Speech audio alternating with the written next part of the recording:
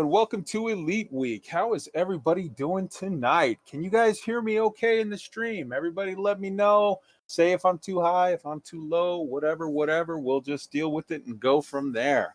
Also, I want to introduce Arson Cross on the text. Say hello, Arson. Say some more, Arson.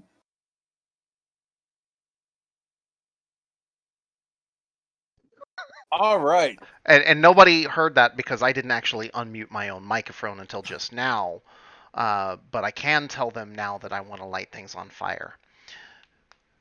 That's a thing. All right. And we've got Commander Roy Cookson. Say hello, Roy. Good evening, everyone. Looking forward to tonight's show. Let me know if you can hear me fine. Beautiful. And Tweet, say hi to the beautiful people.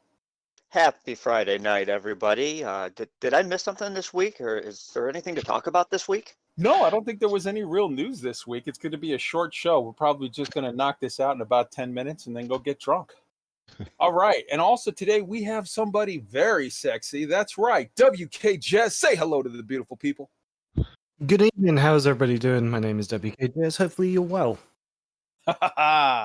And Boss Lady B, not to be left out. The lovely, the one and only. Say hi, Boss Lady. Hello, everyone. How is it going? Beautiful. Okay, so everybody, you got to hear everybody talking there. Sound levels are good. Everybody can hear everybody. WK fine, Boss fine. Nolan, you're a fucking MVP, bro. Tweaked fine, Roy fine. All right, I dig that dude. Wintermute, hello. Space Hero, that's DJ Wiley. He of the before and after planet comparison fame. Check out his channel on YouTube, Space Hero.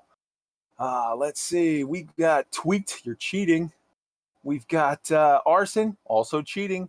Galaga Champ, hey there, brother. How you doing? Roy's a cheater. We got Frody131. Let's see here. Nolan. We've got WKJEZZ and Boss Lady. We've got SP4H. Hey there, brother. DH397 in the house. All right. Hammers of Slough represent. Let's see. Kunder. That just reminds me of that Friends where it's like, what's a Kundus? What's a Kundus with you? We got, let's see here, Captain Bohica. Did people know what Bohica means? Let me just ask the crowd here assembled. Roy, Arson, Boss Lady, Tweak, Jez. Is that Celtic? No, it's a military acronym. It means bend over. Here it comes again. Yes. All right. Man. I don't know if I can ever talk to Bohica the same again now. I know, right? We got Abel Arian, Broken One. Hello, guys. Let's see. Throwback Hero. Great name. All right. Let's see here. Going through. I just want to say hi to everybody. Make sure we don't leave anybody out. Starbear 369 Quadrivium. That's a name. That's a mouthful right there. That's what she said. All right. Yeah. All right. It looks like we got to everybody. I want to say hello and thank you very much. Everything okay? Better start the LADYB radio this week. Wintermute, let me tell you something. LADYB radio, they had such a weird series of fuck ups right when they were starting where everybody's computers and or internets went out. And the fact that they were able to get something going, that was some hero mode shit by Ben Edelweiss. He jumped in and said, fuck it. He streamed from his, and then they were able to later get LADYB radio online on the Twitch and restream what Ben was showing on his personal. So they held that shit together with duct tape, spit, and good intentions. So I give them a big salute for keeping the show going. All right, guys, we're going to go ahead and get right to this because we got some shit to talk about this week. So, Arson, mute the mics and get it rolling. Previously on Elite Week, you give a monkey a stick, inevitably, he'll beat another monkey to death with it. You will never find a more wretched hive of scum and villainy. Guys, I think I just puked in my helmet.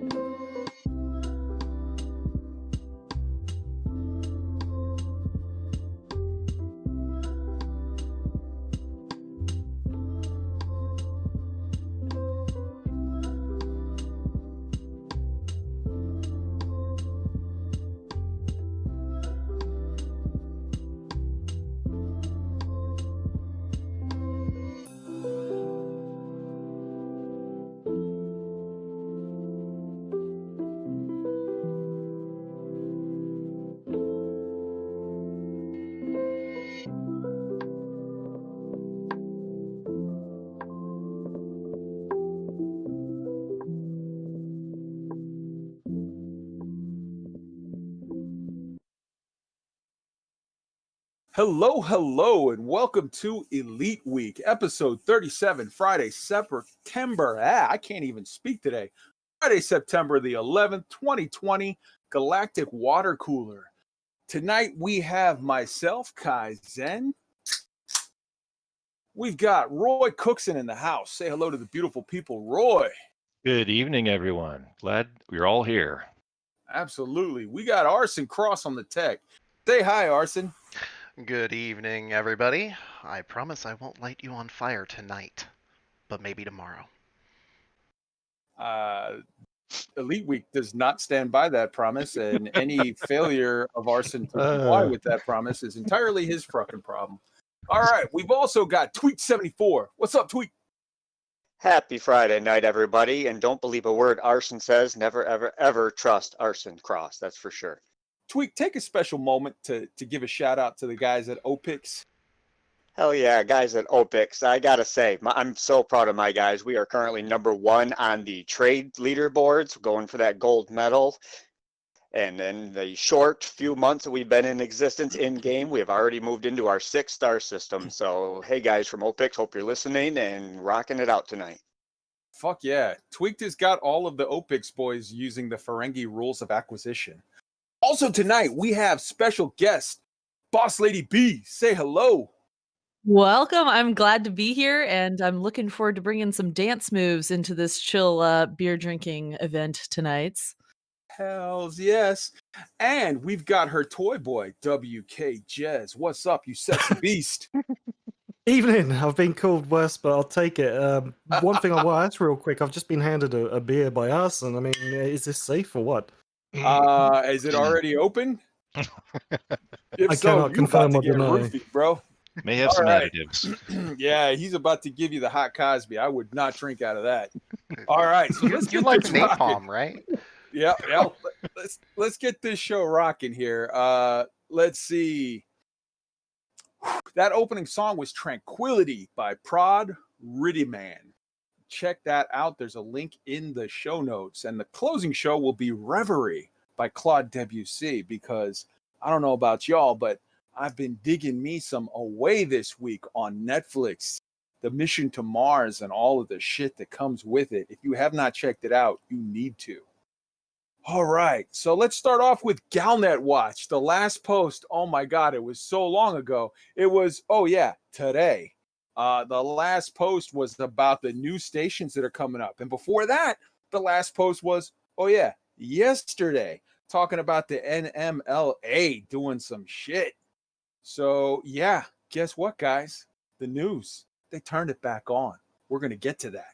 Also, huge congratulations to good friend of the show, Astro, Down to Earth Astronomy, on his big wedding last Saturday. That's a big wedding. His wedding last Saturday. That shit is amazeballs. We called him out, last week. We said, hey, our good friend Astro is getting, married this weekend, but I just wanted to give it another, quick, hello. And guys, I got to say this in the intro. This is, for my money, the single best week in Elite since launch. Now let's get to it. Roy, do your job. Do your stuff. So if you're listening to us on the podcast and would like to see the live show and visuals, you can check us out at youtube.com/Elite Week. If you're watching us on YouTube and would like to know how to catch our podcast, check out anchor.fm/Elite Week. For sending us your thoughts by email, you can reach us at eliteweek3306@gmail.com. Our very active and growing Elite Week Discord can be found at tinyurl.com/Elite Week Discord, where you can check out our community feedback, resources on turning the wheel, and real-time updates about Elite from a variety of content creators. In addition to the Discord community feedback channel, feel free to write in our YouTube comments anything about the topic of the week, as well as anything else you'd like to share. We'd love to hear from you. Also on YouTube, please make sure to like and subscribe and click on the bell. It really helps us out. We record live on YouTube every Friday night at 8 p.m. Eastern Time, midnight UTC, so come and join in on the fun. If you're listening to us on the podcast, please make sure to rate and review us on iTunes, Google Podcasts, Spotify, or whatever platform you use. And let us know if there's a format you want us to look into. We don't do Patreon, so save your money and just tell your friends about the show. Hell yes. Thank you very much for that. Fantastically done as ever. All right, let's jump right into this. Let's start off with WKJEZZ and Boss Lady B. Guys, welcome to the show. For having us. Yeah. Indeed. So you guys are two Twitch streamers, and you guys put out a lot of great content. And I want to kind of talk to, you guys, when I talked to WKJEZZ at first about coming on the show, he was like, absolutely, me and Boss Lady can come on the show and do whatever. And it's like, it's very clear that you guys are sort of a package deal. You guys do a lot of stuff working together, and I dig that. Why don't you tell us a little bit? Why don't we start? Well, you know what? Let's go with both of you. How did you guys both come to, Elite, and let's go from there. I'll let Jez explain this one because he always tells the story. Yeah. Beautiful. So I came to Elite like anybody. I wanted to go to space. Let's face it, when Elite was coming out and talk of other space games, we didn't really have a lot of exploration to do in space. And I thought, well, I've been looking up at the stars my whole life thinking, how cool would that be? And then to actually start making that journey is like, yeah, shut up, take my money. I'm part of this. Let's get going. But it took me quite a while to start doing content on it. And when I met Boss, it was kind of like my first day, and I was in a chat channel, and I was like, holy shit, this person knows how to make anything exciting when it comes to content. And I messaged her in Discord. I was like, oh, very polite. Hello, my name is this, blah, blah, blah, blah. I would love to be part of your going live channel and everything else. And she was, well, how did you respond to that? I responded with the politest way of being like, well, we have to get to know you before we put you on the going live channel, but it's lovely to meet you. And from there? Well, it was the friend zone all the way, really, but oof. Yeah, the friend zone started on Jez's first charity stream. So the week or two leading up, he was just a total mess, messaging me all around the clock, just like, oh, I don't know if it's going to go well, this, that, and the other thing. About 18 hours into the 24, he was losing his mind, completely out of it. And so he's going, boss, get on here. I just need you to talk and just, I just need a break for a second. And so, oh no. I was telling a story and he goes, that's about me. And just, completely unconsciously, I just said, no, not you. And then that became a whole thing. It became a video. It was just epic friend zoning. Tony Curtis picked up on it. It went way further than we expected. It did. But now we're in a position like where we both run our individual streams, and a lot of what we do is crossing over, as well as like some of the ideas I have coming from both of us, some of the ideas on her stream come from both of us. But at the end of the day, it's just been like a creative tornado between us, really, hasn't it? I mean, yeah, exactly. We throw back ideas. When there was a lot of people saying we want a squadron, and I was like, I don't want to run a squadron. So I was like, hey, Jez, you want to run a squadron with me? And he's like, yeah, but we should do some sort of like role play. So we started our Space Vikings and not like that. Wait, what? Huh? Oh. Yeah, not like that. Yeah. Hey, man, we don't judge. You do what you do. So anyway, yeah, we throw ideas back and forth. We come up with content together, and basically we just enjoy the community that we have here, and trying to bring them entertaining content is kind of our main goal. So beautiful. That's a beautiful thing, man.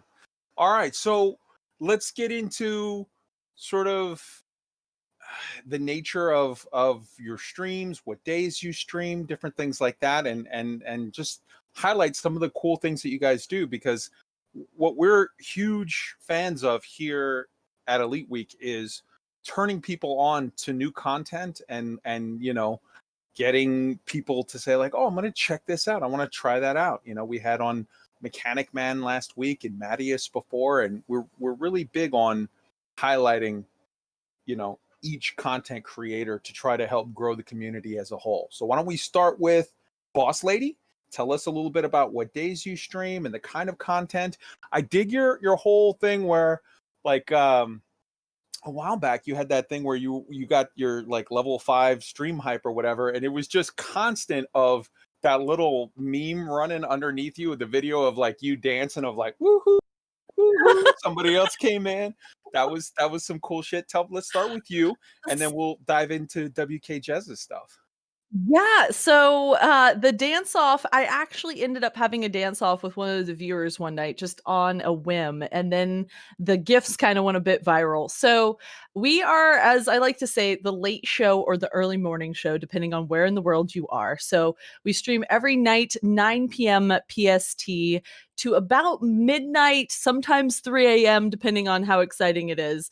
And for the Europeans, that's right when you're getting up. So we're kind of that like, there's some crazy stuff that happens. So we have dancing, we have a lot of community, some brews, and we do a lot of community events together. So today's Friday, so we do Finance Friday every Friday. We go make a bunch of money with each other. So we all have our miners, we get together, and basically everything about my content is about the community and finding ways that people can be in game together and do fun things in game. That's beautiful, man. That's awesome. And Jez, let's talk about some of your stuff. How I know you're sort of newer to, you haven't been into Elite for all that long, but you're coming in with a big splash and you're really making waves. So I dig that. Cheers. Yeah, I mean, let's say my Twitch with Elite has been really recent, though.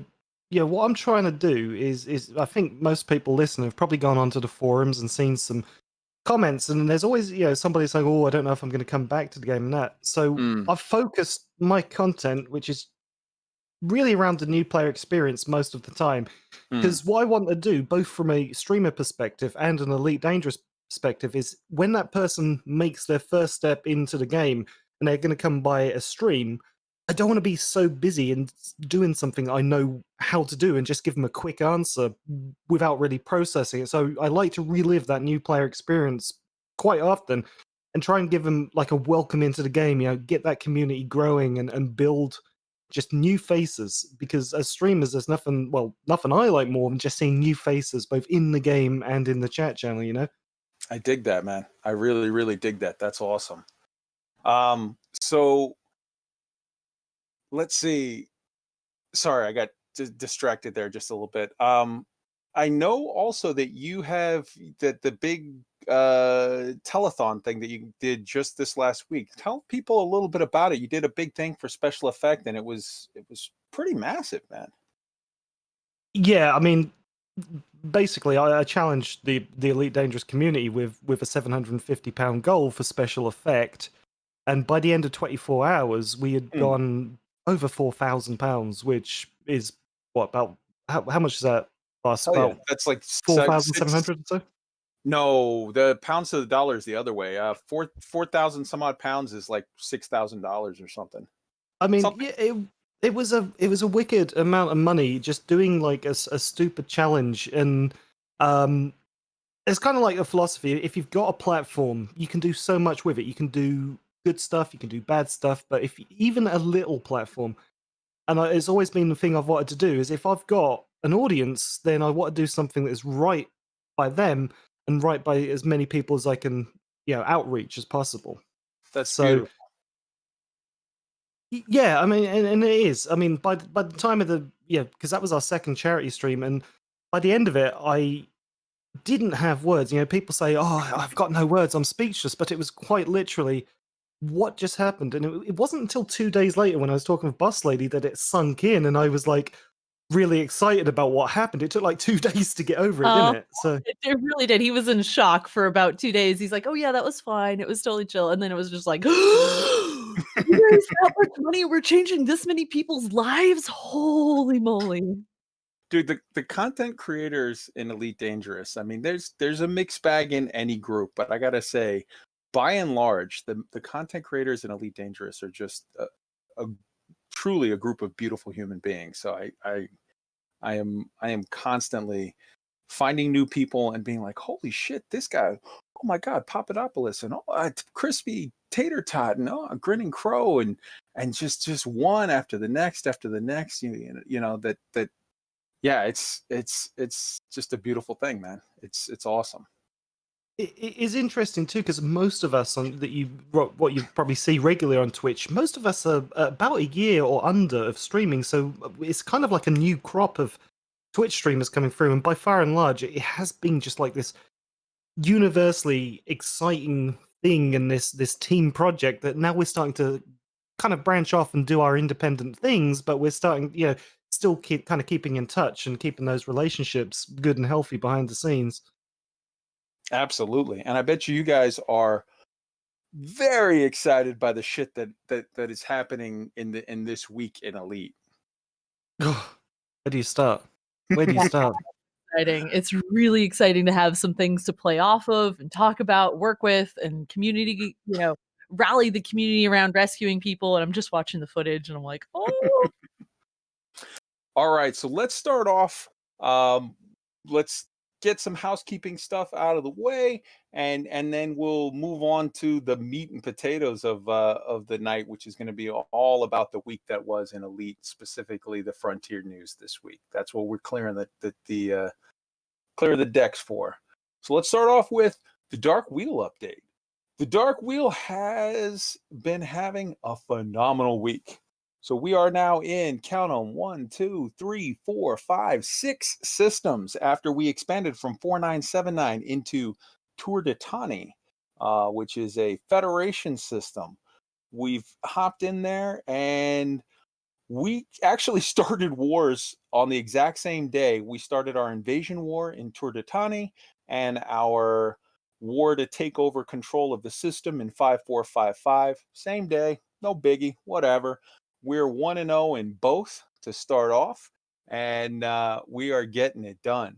So we predict 4-0 sweep in both wars, and then within a couple of days, we should be pushing to expand out of 5455, and that is the jump that will take us to the system, the secret system that we have had planned all along, where we're going to test Soul out of. Now, for those of you who are unaware, like, oh, what do you mean test Soul? Here's some facts. Soul, which is phase 1 of the Dark Wheel project, is a system with only 6 factions in it. And it seems like nobody can move in there. People have tried many, many times. But number one, nobody's tried in quite some time with a non-player faction. People have been trying with player factions, and Frontier has stated clearly it's not going to happen. You're not going to get a player faction moved in. We know this explicitly because Hutton moved into there by accident, and Frontier contacted them that day and said, whoops, we're moving you out. We're going to relocate you to this system. No player faction can be in Soul. Sorry. And Hutton said, you know, okay, yeah, no, we get it. That was a weird mistake, glitch, whatever, no problem. Relocate us, we're good. They rolled with it because they're easy like that. But if no player faction can get in there, and it seems like, you know, nobody knows about non-player factions, but we have had stories of over a year ago, people trying with non-player factions and it failing. The question is, if there's 6 systems in Soul, who's the 7th one? Who's supposed to fit in that little faction-shaped hole? Look at all of the factions that are on the very front page of the knowledge base on the Codex. As far as minor factions, there's one. It's not the Pilots Federation. It's the Dark Wheel. So maybe we move in there. Maybe we don't. Who knows? We'll test it, though. And when we test it, if we moved in there, I would love to see something happen. We've got Triton, permit locked, no reason given. We've got the Moon, permit locked. I have very strong suspicions as to why, and there have been reasons given in the distant past that they were working on a whole bespoke thing with it. Ceres, completely missing, question mark. There's all kinds of neat little, you know, there's the piece of Mars tech that was found. There's all kinds of mysteries that could be interesting things in the Soul system, some of which may be not touchable right now. It may be stuff planned for further expansions or further, when I say expansions, I mean of the game, not of a faction. In which case, like, okay, cool, whatever. But let's test it. Let's find out. And after that, we're going to LFT 509. Now, LFT 509 is super, super interesting for the obvious reason that people, if you remember a couple months back during the beta, and when fleet carriers first came live in June, people were able to test jumping around with them, and through a weird series of glitches, they were able to peek into some systems, some permit lock systems, because there was a weird little glitch where Frontier had not closed the path to see into. It would let you see into, from a universal cartographics, you could buy the data to see system maps, any system within, I think it was either 10 or 20, I forget off the top of my head, light years from where you're at. Well, fleet carriers brought in mobile universal cartographics. So people would jump their fleet carrier right next to a permit lock system, go into universal cartographics, and buy from the map the system information for the permit lock system that they were right next to, which normally they would not be able to do. And when they did that, LFT 509 came up with some interesting information. Number one, it had no population. No big deal, right? But it did have a government, which is odd to do with no people. And it did have an economy, which is equally odd to do with no people. And it did have a gas giant with 8 moons. When you put all of these things together, people started jumping to the conclusion, this seems like a very good possibility for it being the Dark Wheel. Then I started looking into some old notes. I got a tip off from someone, looked into some old notes, and found that in patch 1.2, way back in the year 2015, Frontier announced, just hidden sort of in the patch notes there, that they were adding some playable content to some permitted systems. Those systems included Isinor, LFT 509, and the third one I think was called which is Reach was the name of the system. But Isinor, we subsequently found the permit for, and people have been using it. And the other two systems, which Frontier clearly stated in the patch notes, are permitted. There's a permit for them, and they put playable content into. No one's ever found out how to get in there. Now, if we suspect that the Dark Wheel is the hidden group that is in that system, well, how do permits work? The way permits work is you go to the group that runs that system, you find that faction in a system within 20 light years of that permit lock system. And if it is the closest system within 20 light years of that permit lock system, that local branch of the same faction will grant you the permit to get in there. We're hoping that if that is the case, and that's the way that it does work with other permits, that once we get the Dark Wheel within 20 light years of LFT 509, the local branch will issue a permit. That would be awesome. And that would really further the story in a meaningful way. So that's where we're at. We're in 2 wars. We're going to sweep them both. We're going like a juggernaut. Considering this is a project that people said couldn't really do anything, this is just success after success, and I'm loving it. So let's start with the guest. Your thoughts on all of this? Whew, that's a lot. That's a lot. There's a lot going on with the permit lock. I did not know about that piece with being able to buy the system data. Is that why they removed the system data purchasing? Was that kind of directly related?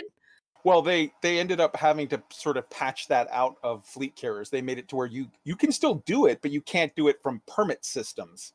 So that was a thing that I sort of notified Frontier, like, hey, this is a thing that you might want to get into. And they were like, when I notified them, it was funny because it was a Friday night and it was like 7 o'clock their time. And they were like, what the hell are you talking about? And I'm like, oh, you guys don't know about this? And then they looked into it. They were like, oh, shit. All right. And suddenly their weekend was sort of called off and they started immediately digging into stuff and started locking stuff down. But yeah, that was a weird little glitch. The permit locked systems have been there for a long time, so there has to be a way to access them. And I really am hoping that you guys are able to access that, because that's a mystery that's been there for a long time. So what do you think, Jez?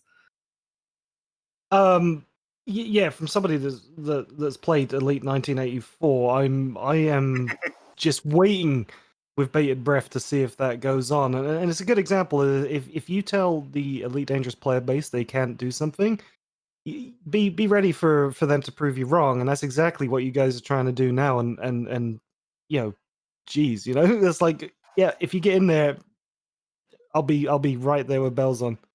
Yeah, man, it'll be interesting. Arson, what do you think? Well said. Roy, your thoughts. Arson, you're still muted. You're lit up, but we're not hearing anything. Roy, your thoughts. So the timing is interesting, right? Just as this whole effort is about to bear fruit, now we have an explosion of things to do, in Elite, and it's like, do I want the steak or the chocolate cake? And I think the correct answer is both. Yes. So I would just ask that everyone who's working on this, have fun with everything. We need to keep pushing hard on the dark wheel. I'm sure there'll be some diversion as people play with all this new stuff that's just happened this week. But yeah, both is good. Yeah, porque no los dos. Absolutely. All right, You know what, your thoughts. Oh, go ahead. Oh, sorry. It just came into my head. You know what would be funny is if what is going on in Galnet right now was orchestrated by the Dark Wheel to try and distract everybody that's working, trying to turn it or something to try and push us in. I mean, the tinfoil will just keep going and going on this one. There you go. There you go. All right, Tweaked. Yeah, exciting stuff. We're getting to a crucial test point in this project, and I can't wait to see what happens. A quick note on that permit lock system ISTANOR, for anybody that doesn't know out there, what's actually in that system is a CQC type structure that you can fly in and out of and farm mats pretty much by killing a lot of ships. So pretty interesting stuff to fly your ships in actual open play instead of having to go into CQC. Just thought I'd throw that out there. But yeah, the part of this whole expansion that we're getting close to Sol and 509, this is a very crucial test point that's going to answer a lot of questions one way or another. Absolutely. Absolutely. So I made a post on the Dark Wheel chat actually addressing this about the aspect of like, are people going to be distracted and leave or whatever? What do we, because people kept asking like, oh, what do you think about this? Is this a problem? Is this good? Is this bad? How do we feel? And I responded, there's been much talk about the news of the day and what it means for the Dark Wheel project. So here's my take. It's fucking awesome. I love all of this. They say that we commanders, quote, will be responsible for influencing how the story progresses. Well, it seems to me that this here project is about the best damn measure of what we commanders are doing to influence the galaxy as a whole, seeking answers to deep and worthy mysteries. I should think that if anything, this means we should redouble our efforts and get to places so that we can do our part in making threads that they can choose to support or not. So how about let's give them something to talk about? So hopefully things will continue to proceed. Absolutely, I completely understand for everybody. CGs are coming next week. When they come, yeah, people are gonna go do some of those and this, that, and the other. But I think we've had a lot of people that have been very, very dedicated to this. And a lot of people in response on that thread have said, I'm going to go do the CG for, an hour or two a day and then come do the Dark Wheel for an hour or two a day. Like people, I think that this is just energizing. All of this is just energizing the community, which if anything, I think is just helping our cause. So I have very, very high hopes that things are going to continue to progress well for us. And, stay tuned. We'll see what happens. All right. So why don't we jump right into the Frontier news? This could be a little tricky because we've got a patch, we've got Galnet articles, we've got streams, we've got Frontier forum posts. Here's what we're going to do. We're just going to do it in chronological order because that's what makes the best sense to sort of explain the week to you in detail for anyone that missed anything. So let's start with first in chronological order was the Monday stream. And the Monday stream was fairly typical business. But the main highlight for it was in the last seconds of the stream, where you know, Art and Bruce, this was the, you know, Super Cruise news, and Art and Bruce both at the same time at the end said, okay, well, we think you should tune in to Thursday's stream. We think it'll be real special. I don't know why, but I think it's going to be super special stuff. And then they both tip back in unison their coffee mugs in an orchestrated sort of little synchronized drink that showed that beneath both coffee mugs was the GALNET article or GALNET news symbol, which was super, super interesting and had a lot of people talking. There was back and forth chatter on. Some people were saying, hey, they used the old GALNET logo that had 8 arms instead of the 7 ones. Does that mean Thargoids too? What does that mean? What is that? And there was all kinds of back and forth, but it was basically just a teaser for Tune In Thursday, soon TM. I'm not really going to ask for commentary on that because that one was just fairly self-explanatory. But then that was followed up on Tuesday with a patch. And the patch, which we have the notes for right here, it was let's put it this way, it was very, very sparse, the notes, but there was a patch that was put in that just basically said, this was Paul posted, you know, greetings commanders, update 3.7.05. The patch brings the following fixes: crashes, instability, fixed an issue when reading inbox messages in Super Cruise, the game causing the game to crash. Okay, that's good. Fleet carriers fixed a bug causing delays and disconnections when entering a location with fleet carriers present. I want to point out, I've still had that. People are still reporting orange sidewinders even after this patch, although it seems to have fixed some of it. It's happening less. If you are experiencing a situation where you keep trying to go into Super Cruise and orange sidewindering over and over and over, there are 2 fixes to this, and neither one of them works 100% of the time, but try both. If one works, great. If not, try the other.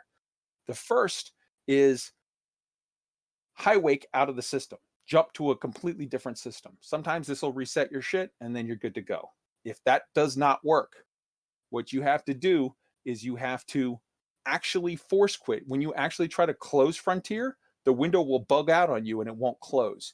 You have to go into the taskbar and force quit out of Elite Dangerous and then reboot it all from the beginning. Once you do that, it should, if A works, great. If it doesn't, B will work, or vice versa. Would do whichever one you choose. But those are sort of the 2 fixes for it. It is still persisting. Frontier will continue to address it and we'll try to get it fixed. Next up, fleet carriers fixed a UI focus which allowed players to sell ships in the background while using carrier management. This is sort of misleading, the way they worded it here.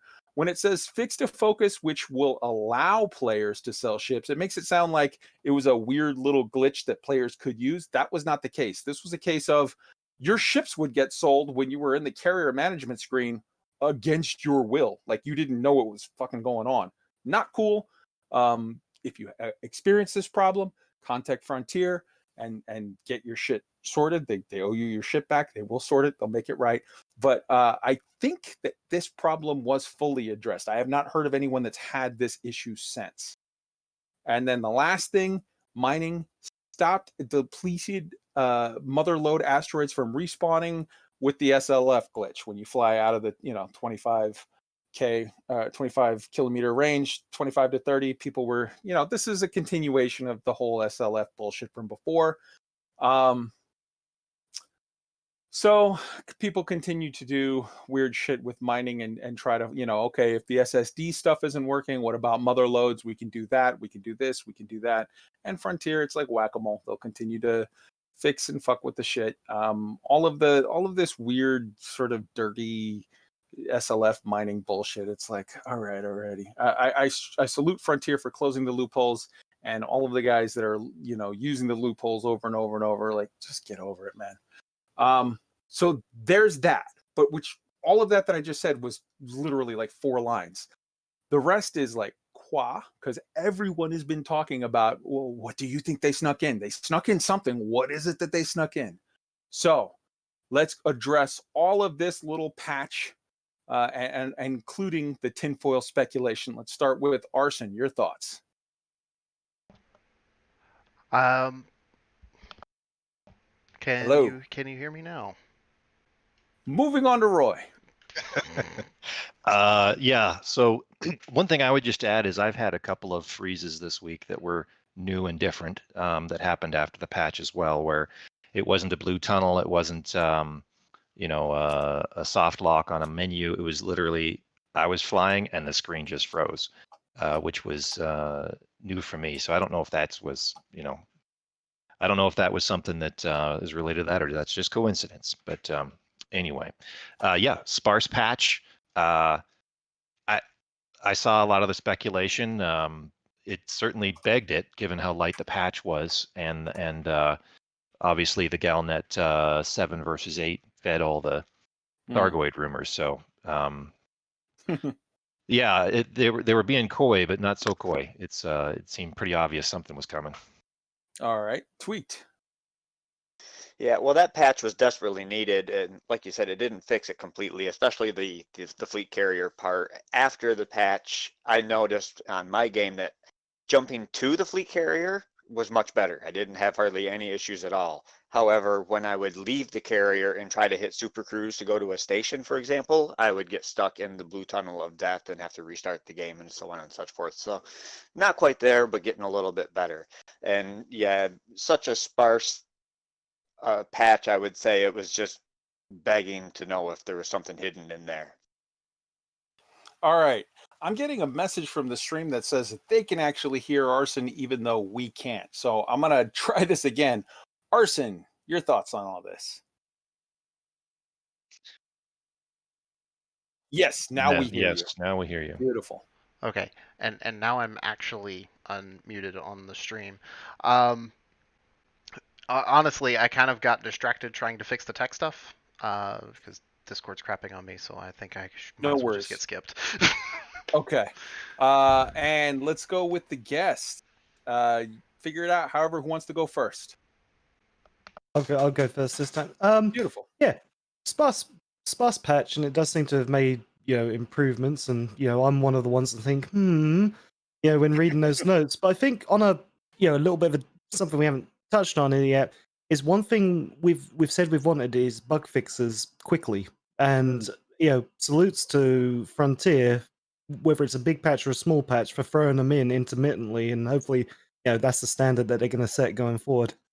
Absolutely. 100% agree. Boss Lady.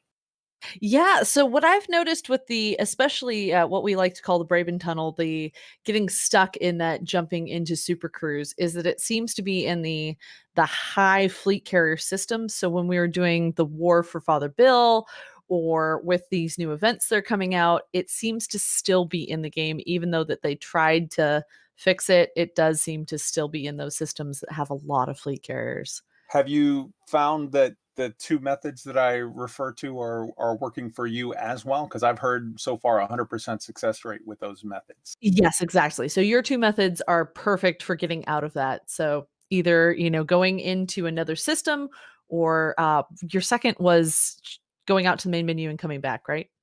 Actually, you have to force quit the game, because it literally, when you try to close out, it will stick. And you have to literally force. When I went to main menu, that didn't work. I had to actually force quit the game, and I had to kill it with a taskmaster because it froze when you try to leave it. It's some weird. I don't know how code works, but it's something.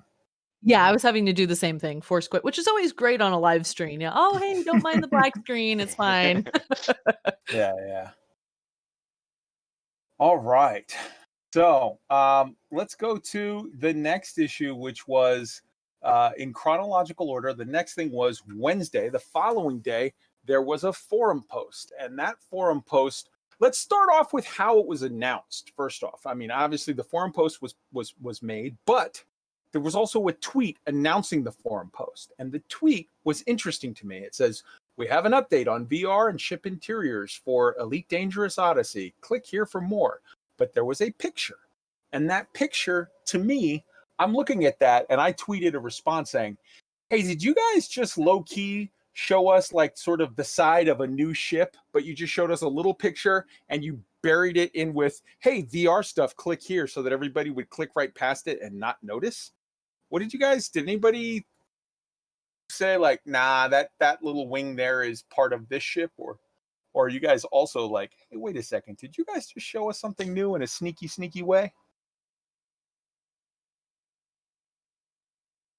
I mean, Oh, I think that's stunned silence. all Did right, anybody else see that? Yeah, wait, I need to see that picture. Please link it. Yes. Because, oh my goodness, we're what? We're gonna put it up. We're gonna put this up in Arson. I'm linking this right now in the show notes chat. Sorry for the last second, whatever. But why don't you throw that up on the screen so people can also kind of join in the speculation? And Father Bill, hello. Yep, one sec. Sure. Big hello, big love, and much respect to Father Bill. cool, there's a story all in itself. Yeah, the whole the 78 Ursa Majoris. Oh, you're talking about the picture on that thing? Like, what is that? Both. It's an interesting. It's like, why would you show that picture with a tweet about a major thing? And it's like, it's a very, very up close picture of some piece of a ship that I don't recognize. And I mean, you can see that there's rings. You know, you're by a ringed planet in the background there. So I don't know, just a little something. You tinfoil people, look into it, see what you think. M. Graham is saying he's pretty sure that that's a default image for the Empire faction banners. I don't. Which image are you talking about? The one that's in the show notes right now. It's in the channel, the Discord channel of.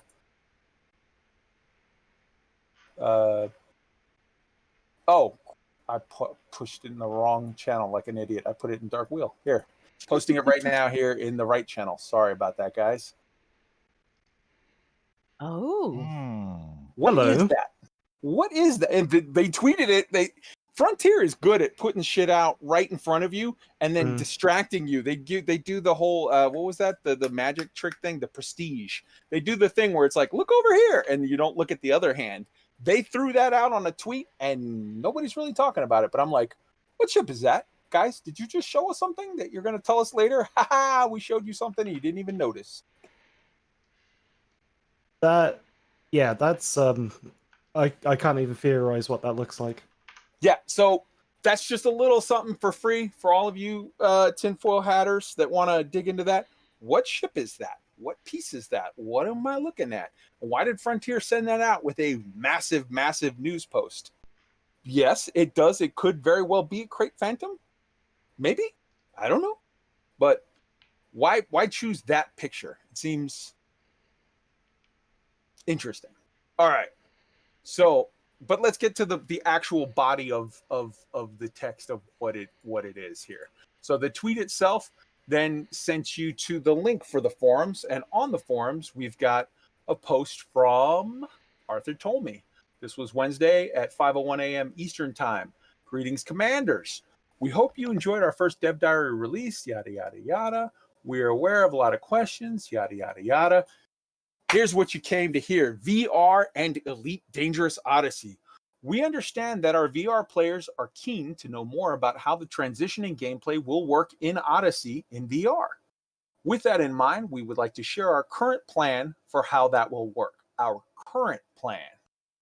In Odyssey, players will be able to fly down to planets, fly through atmospheres, and drive along planet surfaces in their SRVs, all while remaining in VR. Take a drink, folks. That is some good news. I am editing myself now that I know there's a Catholic priest in the stream.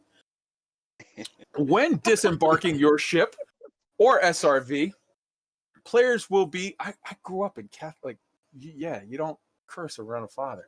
All right. When disembarking your ship or SRV, players will be presented with a projected flat game screen in their VR headset in order to continue on foot. Players will, of course, be able to remove their headsets if they so choose, but this will not be a requirement to continue your adventure. And then here is the huge news. There will be no requirement to boot between Horizons and Odyssey in order to continue your journey.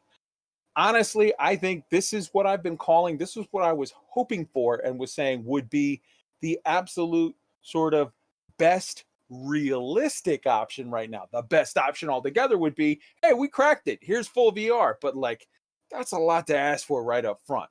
What we're starting off with is you got everything you have right now, VR, you still have VR.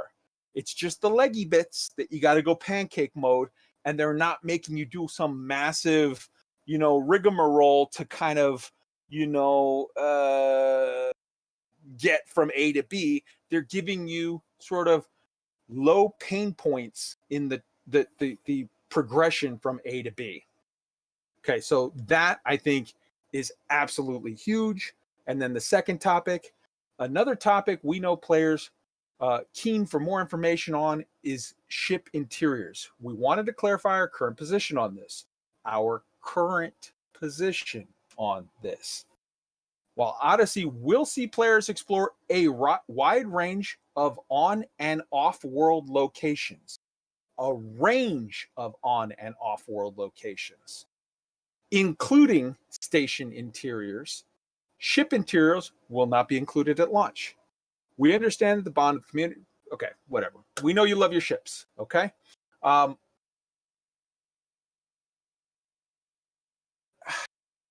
Rest assured that Odyssey will offer a great variety of long requested locations to explore, both on land and in space, which we'll be sharing more details around very soon. So let's unpack a couple of things here. The VR news is all great. That's just fantastic. The ship interiors, okay, I get it. People definitely want ship interiors, but guess what? Frontier is a company. They sell a product. They sell a product to consumers. All of the consumers are saying, we want ship interiors. You would have to be stupid to think that Frontier has not heard that, because they've told you repeatedly, wow, we're hearing it. I've had private conversations with community managers where they're saying, wow, we were shocked by the amount and the level of depth of attachment that people have to this one specific issue. So if that is the case, you have to know that they've decided, they've said, okay, we've got two things. We've got these products that we have on offer, and everybody's asking us for a double cheeseburger. We got to get to work on the double cheeseburger because people really, really want it. We make widgets. People want to buy this specific flavor of widget. We're going to get to work on that. Do not be shocked when you hear more in the not too distant future about that coming, because it just and this is not some kind of like insider information. This is common sense. Companies sell things to people. When people all want to buy A, companies start working on how to sell them A. But this is super key to me, because they say multiple locations off planet and on planet. What are multiple locations off planet if not ship interiors? Okay, we've got stations, which they very clearly said is coming, but multiple locations. If you're talking about multiple locations in space, here's what occurs to me. You've got in your ship, which they've said not right now. You've got in stations, and you've got EVA. Nobody said it out loud, but I'm feeling really good about the thoughts of EVA. Some limited thing, some kind of whatever, I don't know, but all right, let's unpack all of this and start with Roy, and then after that will be Arson. Roy. One thing I would just highlight is the whole VR thing. They listened to the community, right? This is where there was an outcry. Maybe, and we don't need to dig into the rabbit hole of why they didn't start that way, but they listened. I mean, that's just a huge thing. That's just a majorly huge thing, and it fits in the theme of better engagement. So yeah, I'll leave. I'll come back later with. I'm sure we'll tear this apart a bunch of different ways, but I'll stop there. Okay, Arson. We are not hearing you. You'll have there to he is. forgive There he me. I'm still pumping from adrenaline from killing the dude that was trying to murder people with this rescue ship. So you're gonna have to move on. All right. Tweaked. Yeah, one thing I grabbed onto in regards to the ship interiors was one key phrase, and it was at launch, not at launch, which implies to me they would not say not at launch if they didn't have any plans to include it ever. So that tells me that in a subsequent patch somewhere down the line, we are going to see ship interiors. So I have no fear whatsoever that we're not going to. And the fact that people are sleeping on a little bit too, I think, is this is the first time they've come right out and said we are going to see station interiors in space station interiors. Previously, we'd heard social hubs, which implied maybe a few stations here and there. And then in a couple of articles, we had developers quoted as saying planetary landings, which are the stations on the ground. This is the first time they're saying space stations, which implies maybe the large Coriolis stations we can walk around in, which is super exciting for me. Right on. I dig that. I super dig that. I feel similar to you in pretty much all of it. All right. WKJEZZ, your thoughts? I could actually say a lot about both of these things, but keeping it brief about the VR, I think they're doing it right. I don't like many games that has the full body experience, and I think trying to play VR going from on foot to space station would be pretty queasy for people unless they do it right. And keep in mind that Frontier has not really delivered any products yet that is a first person perspective. So it'd be asking a lot, I think, to have a full body experience in VR, at least at this stage. But ship interiors, I'm probably one of the minority that don't really care about them much, just because I'm concerned about the amount of dead space that may be in there. But I like the idea of having certain, eventually having certain functional areas in ships that are explorable. But I think they're doing it right by focusing on the place that you're going to have the biggest potential for most foot traffic. Whether that's a space station or an outpost or all of these things, I think it's the right order to do things in. And if ship interiors come, I think easing them in bit by bit is probably going to be the best all-round option once everything is all said and told. Boss Lady, what do you think? Similarly to Tweaked and WKJEZZ, I think that the stations are going to be a big piece. And when they released that information, I got really excited. From a different perspective, though, I'm thinking about interactions between players. So right now, the only ways that we can interact is by booping each other in ships or getting down on the surface and running each other, with SRVs. So the biggest thing when Odyssey was released that I was excited about is seeing other commanders, interacting with them, the social hubs, and being able to walk around the stations that's exhilarating. I'm really excited for that.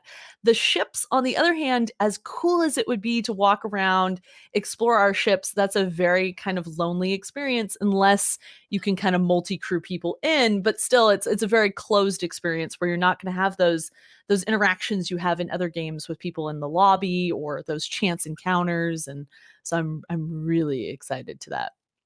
I think eventually we are going to absolutely get walking around in our ships. And the reason why I say that is because David Braben, I'm going to say it correctly, said it in the Kickstarter. And if he showed anything with the last dev diary where he said, I'm super excited to bring you walking around in different locations because it's fulfilling a promise that I made back in the Kickstarter.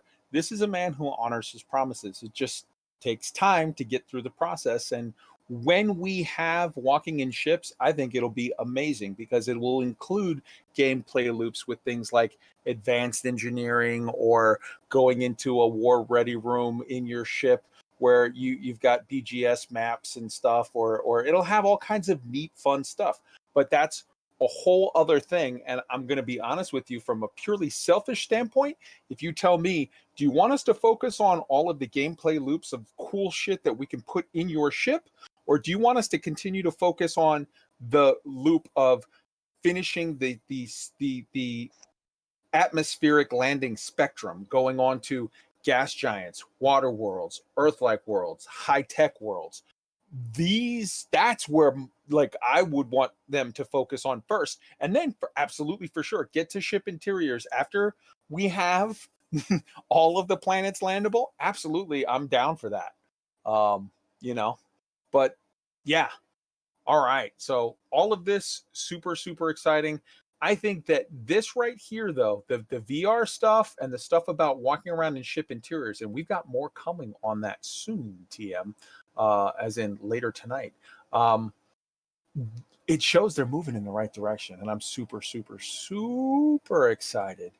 Yeah, the Now, one thing I would add real quick is the statement that they said that we wanted to focus on parts of the game that would provide more meaningful gameplay, meaning things to do in the stations or the different places we're going to be walking around, as opposed to the lack of gameplay inside our ships. To me, that says that they're in the right mind frame. They're doing this the right way to make this as fun as possible for us. Yeah, they're going to give us that when they have the loops worked out to make it fun and not just a gimmick. Because yeah, walking around in your ship without the loops to make it meaningful would be the most fun you have for 10 minutes and then ignored after. And then never again. And they want to do it right. And I super, super am on board with that whole plan.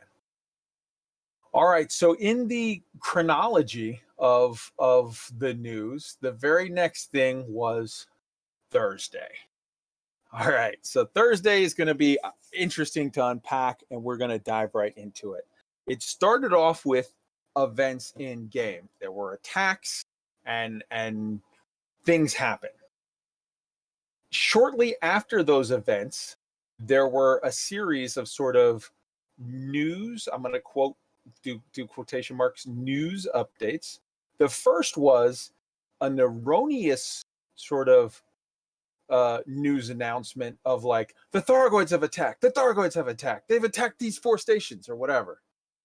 Then that was pulled back, and then it was sort of replaced by a Galnet news article, the first of 2 new ones that we had. So this was the one from yesterday morning, the first one, and you could throw that up on the screen there. Absolutely beautiful. And let me pull this up to accompany that. Hold on one second. And that was this one right here. And it said, Pilots Federation alert for the attention of all commanders. The Empire has broadcast this message across its emergency channels. There have been multiple explosions within Mackenzie Relay Station in Princess Aisling Duval's home system of Simius? Pronunciation. NMLA terrorists have claimed responsibility. In coordinated attacks, they have also struck at Tsiolkovsky Terminal in the Gabjaujis system, Garrido Market in the LHS 4031 system, and Mueller Terminal in the ROB system. We urgently request assistance from the galactic community with repairing these starports and rescuing their populations. So this came out first. After that, there was a live stream. And why don't we start off with just everyone's feelings on the events, the initial, hey, it's Thargoids, and then the correction of like, no, it's not Thargoids, it's this other thing. Why don't we start with our guest, Boss Lady B? What do you think about this? So this is a really interesting one in that I was looking at it and we flew up. So Jez and I were actually both streaming at the time this went live, and we flew up to the stations. We were looking at the damage. So we were really excited, like, oh, this is really interesting. The Galnet post was very much about the terrorist attacks. And then we started noticing the corrosive damage. So we didn't even catch that first false post. But we were looking at the damage going, oh man, is this just an old model or is this intentional? And overall, just the whole new storyline that's coming out is really interesting. And we'll get to that later on. But just having that piece come back, there was a lot of excitement live when that ticked over. So I'm going to put up on the stream again. Apologies, Arson. I'm throwing stuff last second. We're playing fast and loose. I just posted in the recording booth channel. Nope, I posted in the wrong channel again. Here we go. In the recording booth channel, a picture of the original note from the Thargoid activity report saying, you know, Starport status update. Galactic authorities have appealed to independent pilots to deliver foods, water, basic medicines, and natural fabrics to starports that have been attacked by Thargoids. Pilots can also help by evacuating civilians from affected starports. Thargoids attack have been reported in the following systems, and then they listed those same systems. So this was the original post that was, you know, put up there very, very shortly and then pulled back. All right, so Jez, I'm so sorry, but I just wanted to sort of accompany that because you said you hadn't even seen that. Jez, your thoughts on all of the events as they started to unfurl or take place? Yeah, this part of it that you're showing now was news to me, but I kind of thought, theorizing that Galnet was coming back. My first initial thought was, okay, it's going to be Thargoids. We'll go into this with Thargoids is probably what I was expecting, but as soon as we heard the Galnet article, we was kind of, dumbfounded, really. It's like, okay, we're going in a new direction here. This is great. And I just, because you saw me post about it, I just said, Elite's back. It feels like Elite's back, We're in open. We're getting people trying to shoot us as we're trying to help people out. And then we've got people helping us take out the people in open that are trying to take. And that is what I first, my first memory of Elite was. And without even getting into the story, that was just like, man, well, you said it better than I did. I don't know with your follow up to what I said, but. Yeah, we'll. I want to close on that one and get everybody's thoughts. But Boss Lady B also just posted a picture there, Arson, of what it shows right now. If you go to the nav panel and you click on it, it says the starport currently recovering from an attack by Xeno forces, and it shows there for Mackenzie Relay. Now, I'm just going to give you guys real quick my hunch, my thought, and this is, you can take this however, but we're going to get to it with regard to the stream. But my thought is this was all intended. This was intended to sort of simulate the fog of war. A chaotic event happens, an initial news report comes out, that report is wrong, then it's immediately retracted and replaced by a report that is right. And because of the chaotic nature of it, i.e. the fact that there is caustic damage as part of this attack, even to the moment, our nav panel is showing some incorrect information because there is caustic damage that is being applied to the facilities, and it says here, okay, well, if caustic damage, then the computer is going to recognize that as Xeno.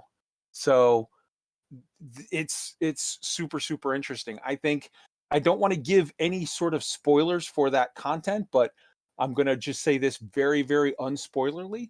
For those who have read and or watched The Expanse and are caught up with it, there's a certain issue where there's a certain, person or group there that is using sort of stuff from another person or group and using it to great sort of effect in their terroristic activities. And that was super vague, so as not to spoil anyone, because I don't want to hear anybody complaining to me. But for those who get it, for those who have read it, you know exactly what I'm talking about. And I think this is a similar situation. I think Frontier has said repeatedly, this was not a screw up. We knew this was going to play out exactly like this. We did it on purpose. It was planned. I think what we're seeing here is, look, we as commanders, me as a commander can go right now and I can put corrosive damage on my multi-cannon shells and my missiles. Why would you think that terrorists couldn't also get access to those materials to make a dirty bomb? I think that's what you're seeing here. Arson, your thoughts on this? So I'm I'm also in the same camp on all of this stuff with the terrorists having access to information. Though I do want to point out the Galnet Xeno report for the attacks. That particular report, I feel like that functions in, as far as lore is concerned, in a similar way to the Eagle Eye network. It detects Xeno activity. In this particular case, it's probably focused on Xeno weapons that happen to be used during or around starports or human settlements, that kind of thing. So my theory is that the attack tripped those sensors, causing that activity report to trigger. But then there was no Thargoid presence, which then led to the terrorist group staking their claim, and then from there was no Xeno activity in the area, so people, maybe we take their word at face value. Okay, it is the terrorists. But what if they're just opportunists? From my perspective, what if they are just opportunists and it actually was a Thargoid attack, or they did have those weapons? There are so many different possibilities because of that course of events, and I'm excited to see how it plays out. All kinds. I mean, look at real life. Look at how it plays out. Look at when the Oklahoma City bombing happened. Immediately, everybody jumped to, okay, it's going to be, radical Muslims, whatever. And then, nope, it was a racist white dude. When the weird the sniper, the DC sniper, it's like, okay, it's going to be radical. Nope, it was a whole different thing. Like that is a very realistic portrayal of how news happens, where it's like chaotic events happen, wrong story comes out, it gets fixed, the right story. Maybe I'm being rose-colored glasses and giving them way too much sort of credit, but they had planned this whole thing out in detail. They've said repeatedly on day of, like, no, we knew exactly how things were going to come out. That was intended. There's more to the story. Just wait. I'm giving them the benefit of the doubt on this, and we'll move forward. Roy, your thoughts on all of these events? Yeah, so as someone who's, as I've said before, I played during the Kickstarter, but really only played this game since January. So I had not experienced any of the past CGs or IIs. And sort of the narrative of my experience in the last, 8 months, think through the patches that came out, the initial fleet carrier beta. There's been a series of steps, and then having read about the Golconda, my perception was a lot of things have been rolled out that were well-meaning but had glitches, or the left hand didn't quite know what the right hand was doing, and things didn't come out sequenced right. And so when I first saw this rolling out, I thought, oh, they've reused an old art asset, or somebody put up that Thargoid thing, and now they're getting it straight. And it was sort of this impression of a bit of bumbling. And then to learn that this was all planned kind of took me back a bit. Like, who are these people? Like, this is such a stark contrast to my experience with this game over the last 8 months, that you're telling me now everyone's not only has all this all planned, but they're actually hitting their marks. Yeah, like, that's impressive. This I've got this is an a answer. Breath of fresh air. I've got an answer for you on who are these people. That's coming up in the next segment. Tweet, your thoughts. Yeah, this played out different for me. I was at work when all this started happening. So I was driving down the road trying to follow along on my Discord, and it started out, the bugs are, the stations are on fire, the bugs are back. There's Thargoid movement, and then a few minutes later it was, well, maybe not, maybe it's a terrorist attack, and it just kept going back and forth, and I was just like, oh my God, I want to go home and see what's actually going on. And then as the day went on and it started becoming more and more a terrorist attack, I started thinking, and I have no idea what's coming. I mean, this feels like the start of something grand, but how great would it be if this is the beginning of what turns into a superpower war? It's so many great things that could come from this. I'm totally excited and stoked for what's to come. Okay. And Jez, I know you had another thought on this.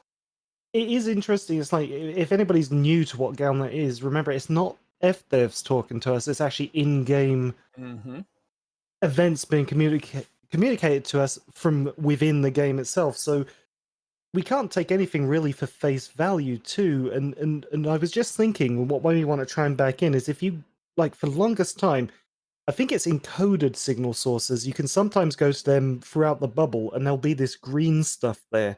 And it's not really been, some of them haven't really been near Thargoid space at all. So it kind of begs to think, well, what if there's been weapons testing going on for the longest time under our noses in these places that have got Thargoids nowhere near them, but you've got this corrosive mist flying around. So, I mean, we could just go so many directions here, but I do agree with Tweaked on there's probably going to be a superpower war that comes out of this. So get your Arknar and Soul permits is what I've been telling people. Right on. And don't leave out Alioth just in case. Oh, of course, of course. All right, so we're going to move on from that. That was the initial activity in the morning, and then the initial false report, and then the amended correct report, and then the interesting nature of the damage. Now let's move to the next big piece of this sort of puzzle in chronological order, which is the live stream that happened on Thursday. And the live stream was entitled, quote, Thursday, breaking news stream. All right, now I went through this thing with a fine-tooth comb, and we're going to break out section by section and talk about very specific things and then get everybody's sort of impressions. So we start off with Art, 7 minutes in. We're very much aware that there is speculation as to the nature of the damage on the stations, and all I'm going to say is that it's absolutely deliberate. He reiterated that at the 13-minute mark when he said, maybe it will be something for players to investigate later. And he was hit with questions about it again. And at the 35-minute mark, he says, that damage is deliberate. It's something you guys have to work out. So let's start with that. Actually, I'm going to do like 2 or 3 things. I'll do 2 things, and then I'll get everybody's opinions. Then at the 10-minute mark, he said, this is one article. Expect more and expect them soon. They will be coming back to previous levels or maybe even faster.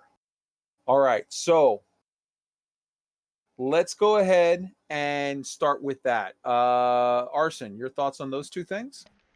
Well, I'll go ahead and just take the opportunity to play that little quote at 35:20 to start. Commander Roland says, are you telling us that generally humans are capable of executing attacks the same as Thargoids? Sorry, I might paraphrase that last bit because the chat's sped past. What I will say is the damage you're seeing is deliberate. I will say it's stuff you guys have to work out. So that really the only thing I have to say about that is it's exciting. Investigations are back. So there was an old story, an old Galnet thread from like way back when, talking about possible Thargoid infiltration of human society or whatever. So there's all kinds of possibilities. A, it could be this really Thargoid attacks that are being covered up by someone for some reason. B, it could be that this NMLA is a real terrorist organization that's gotten their hands on Thargoid materials to make dirty bombs, just like all of us commanders have Thargoid materials to do our stuff. Or C, it could be some weird infiltration of Thargoids into human, culture, and they've got some group of, I don't know what you want to call it, but, converts. They've got some sleeper cell doing some dirty shit. Roy, your thoughts on all that? So the fact that he said it 3 times, to me, it's like he's trying to hammer something home. It reminded me of how you might talk to someone who's just come out of a coma or some sort of fog, and they're not getting it, and you're just having to say it over and over again. You're like slapping them, and he's really trying to drive home. For the last 8 months, whatever, how long before that, all you've been hearing is, we can't talk about this now. No comment. And like now the cover's off, and he's trying to make sure people are like woke up.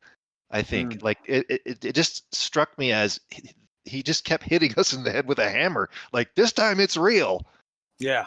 That's not the kind of thing you do when it's like, whoops, we screwed up and we're going to whatever. He's saying it over and over and over clearly. Guys, this is real. All right. Tweaked. Well, I just had a actually very kind of lighthearted and odd thought. What if the Mass Effect universe and the Elite Dangerous universes are colliding, and the Thargoids are related to the Reapers, and these humans are indoctrinated, but seriously, this is just fun stuff, man. This could go any which way, and we just have to wait and see where the CG come in next week, and being able to affect the galaxy and change things and choose your own adventure story, and I can't wait to see where this goes. All right, Jez. I mean, where can I go with that? There's so many stories that we can fit into this, and I just kind of shoehorned one into chat. But from the more technical side of the stream itself, it was so good getting definitive answers straight away, and just to give us something to kind of go out and explore and ponder and just talk about. And there's just so many crazy theories going around right now. It's like Throwback Hero said in the chat, my mind's blown too. You know, my mind is just completely blown with what's going on right now, and it's just that stream just, well, we knew it was going to be good, but not that good. And you can definitely say that they kept to their word when they said it's not going to be just one story. They're coming because we got another one the very next day. But we'll get to that in just a moment. Boss Lady. So Kaizen, I had never thought of the third theory, which just goes to prove what we've all been talking about, which there's so many different directions this could go. And I think what Roy said at the beginning is really important, that they were hammering home this was intentional. When I saw that and heard that on their live stream, I went, oh man, because we really had, at the moment we had thought, well, maybe, you know, this is just kind of but 8 months, they've been planning this for 8 months. So this is intentional, and that's really exciting. I'm completely same as Roy. Absolutely. All right. So then this one's going to get meaty, folks. Here's the next bit. Art at 20 minutes. Now these are quotes. Go back and look at that. It's going to be in the show notes. Go watch that stream again after listening to all of these and hear the words the man says, because there's a lot of things that I think just kind of flew by people. People, I think, were sort of in a post-orgasm sort of just my eyes are glazed over and I want a sandwich. And you missed a lot of the meat that was said here. So let's go back to it and pull it apart so you can see this. Here we go. At 20 minutes. Yeah, Arson, when we get to your part. At 20 minutes, there is a dedicated dev team put together just for in-game content. Lawrence is heading that up. Okay. That is beyond massive. That is not, oh, okay, Galnet's coming back. Galnet was a on the side kind of a thing that was a part-time, throw it to this guy, throw it to that guy. This is a dedicated dev team that they put together for not just Galnet, but in-game content. So they're making this a living, breathing story. Here we go. He will be working with the guys to do things in-game and write up Galnet articles. Some of these articles will be happening in-game, such as today. Some will just be news pieces that may be background information about what is coming for you to piece together and try to work out the bigger picture. These story arcs are all of them will have a start, middle, and end. And we know where they are as we wrote them, but the middle point and the end point will have a pivot that will be affected by the players. But there's a bigger part of it than this, and that is that all of these arcs, and there are many, will be, some will be political, some will be combat focused, and they will be in all different factions, etc. They all link to an even bigger arc, and that arc we have scoped until 2022. That's the scope of this one giant arc, and within that, there are lots of different stories. So a huge team headed by Lawrence, who is not, sort of a lower end guy. You're talking about the guy who is the overall I'm saying the word project manager for all of it. And he is directly working with a dedicated team of writers and devs that are making articles and in-game events that are all tied together in this massive arc. All right. Arson, I know you've got something queued up. Why don't you go ahead and start that off, and then we'll get everybody's ideas on that. That you didn't crash like I did. So, there we go. So that's basically that's one of the ways you can help these systems. Now, obviously, there's 4 that are under attack, so they are available to be if you could get out there in your ships. Doesn't matter what size, just to have make sure you've got passenger cabins if you're going to be trying to rescue some people because they do need somewhere to be. And obviously, you can deliver materials to the station. So, a lot of questions in chat about is Galnet this is going to be on one article and then we're done sort of thing, and will it affect? Will the articles be directly related to in-game events, or will there just be news articles? Well, I will talk about the narrative and what's happening. So the dev team, there's a dedicated dev team put together purely for in-game content, and that's to ensure that we can deliver something that's really cool and fun for players. So it's not a one and done thing. So there's a really cool guy called Lawrence who's heading up the dev team and putting this the guys who will be doing various things in game and for Galnet behind the scenes, and we're working sort of hand in glove with those guys. It's not a one and done thing. We spent a lot of time going through various plots and threads and arcs. So to answer your question, no, it's not one and done. Yes, some of these Galnet articles will relate to things actually happening in game, such as the article today.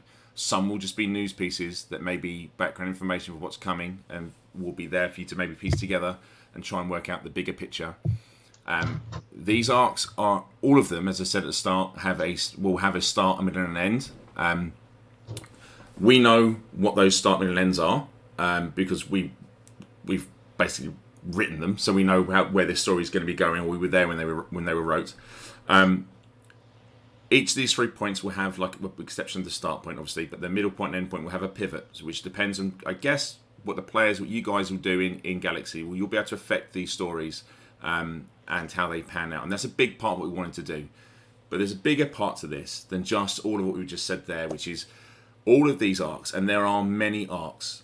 Some of them will be political, some of them will be combat focused, some of them will be with all different factions, etc., etc. They link into an even bigger arc, and that arc we have scoped until 2022. All right, Arson, your thoughts on all of that? That is so huge, and I think that people, it was easy to sort of miss some of the finer points of that in the sort of just orgasmic joy of what they were doing. My thoughts. I cannot express the hype enough. I know that's kind of cliche at this point because we're all hyped, but one of the things that I have loved about Elite over the years and have missed for the last year or so, however long Galnet's been off, is that drive to log in for no other reason than to check Galnet. And the fact that that's back, we've got it slated out to 2022. We're ramping up to Odyssey where we get new features. I just have to say thank you, Frontier. I am along for the ride, and I'm looking forward to reporting on stuff every week. Beautiful. Boss Lady.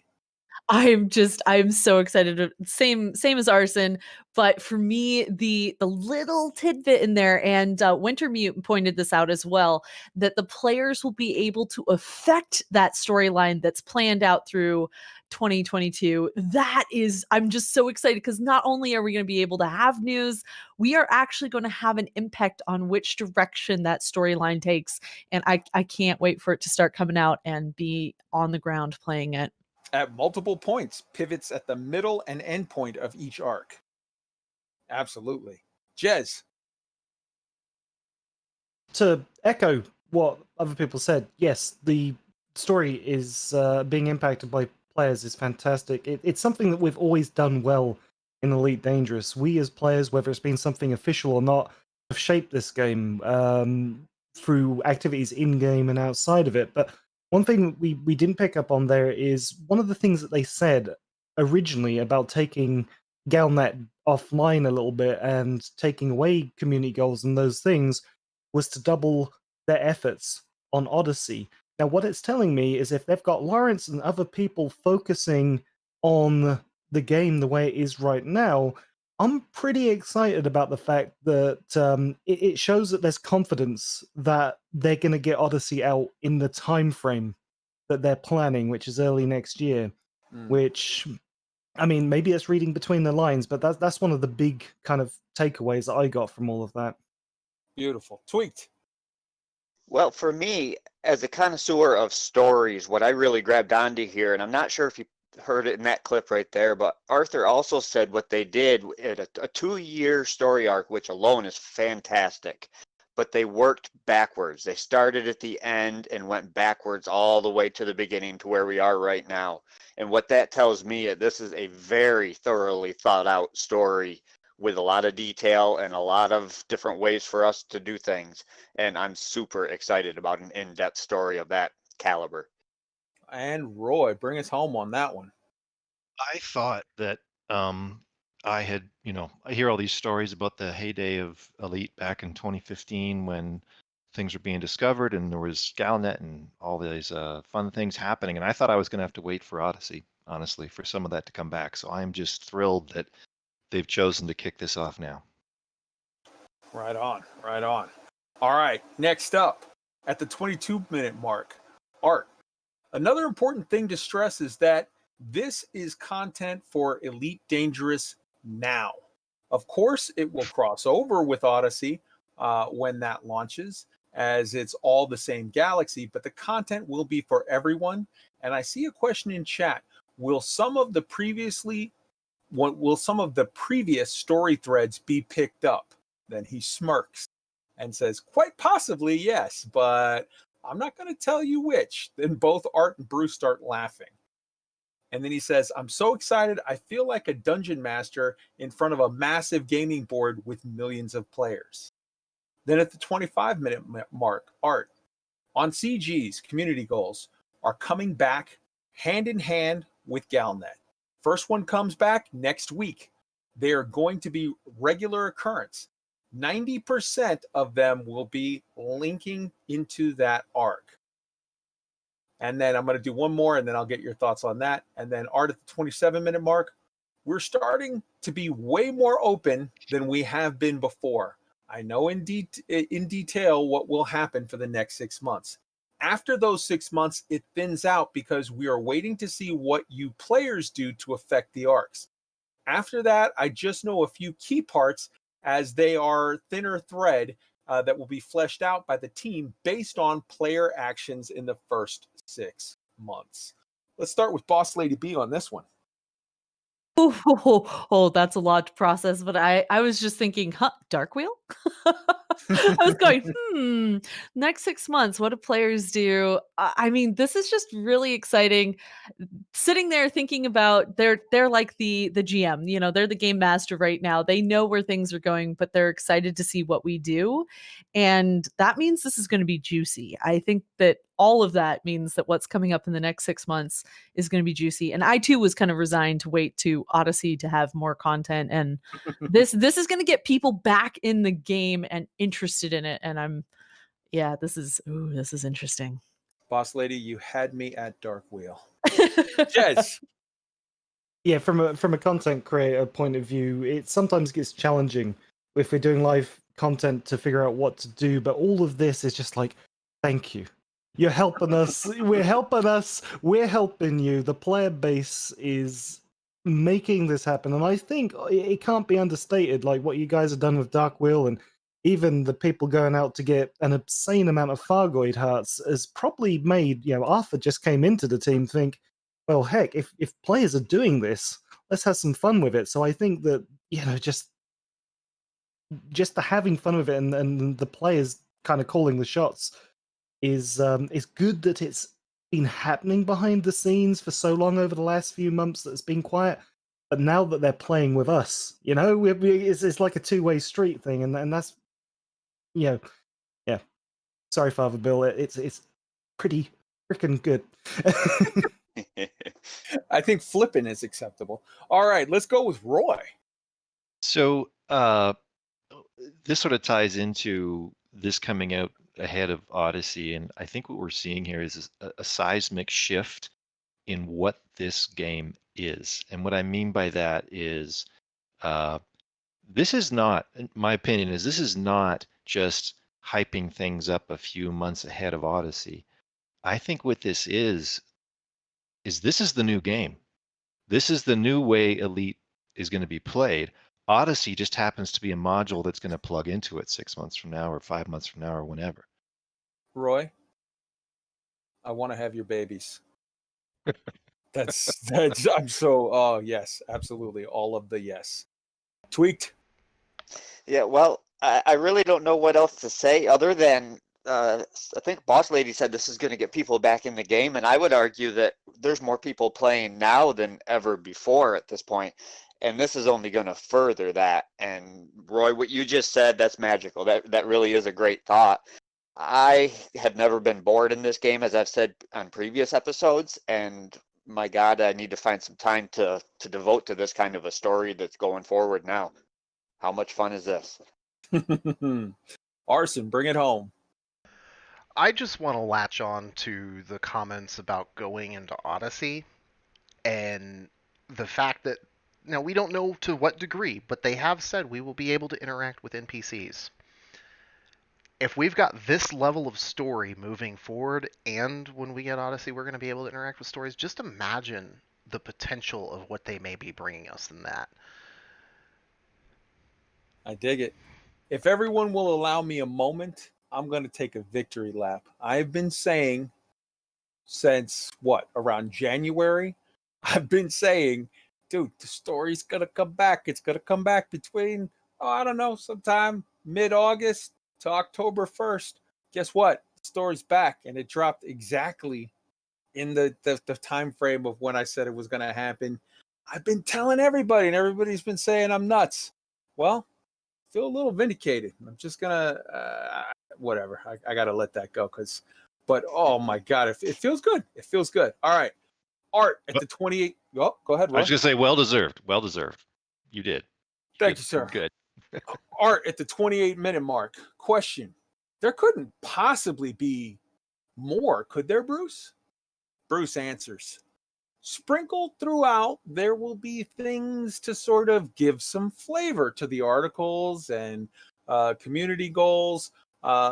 We're going to be reintroducing sort of bonus events whereby activities that you perform in game will have increased or different rewards.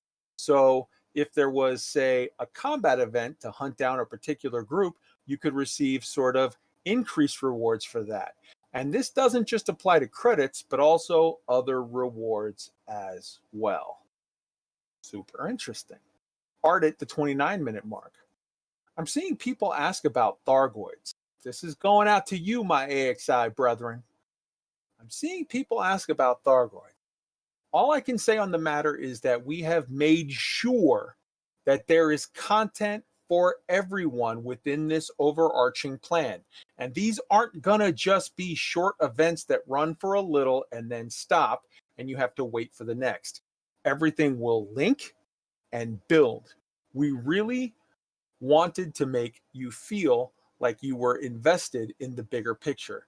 There's some stuff that's going to blow your socks off.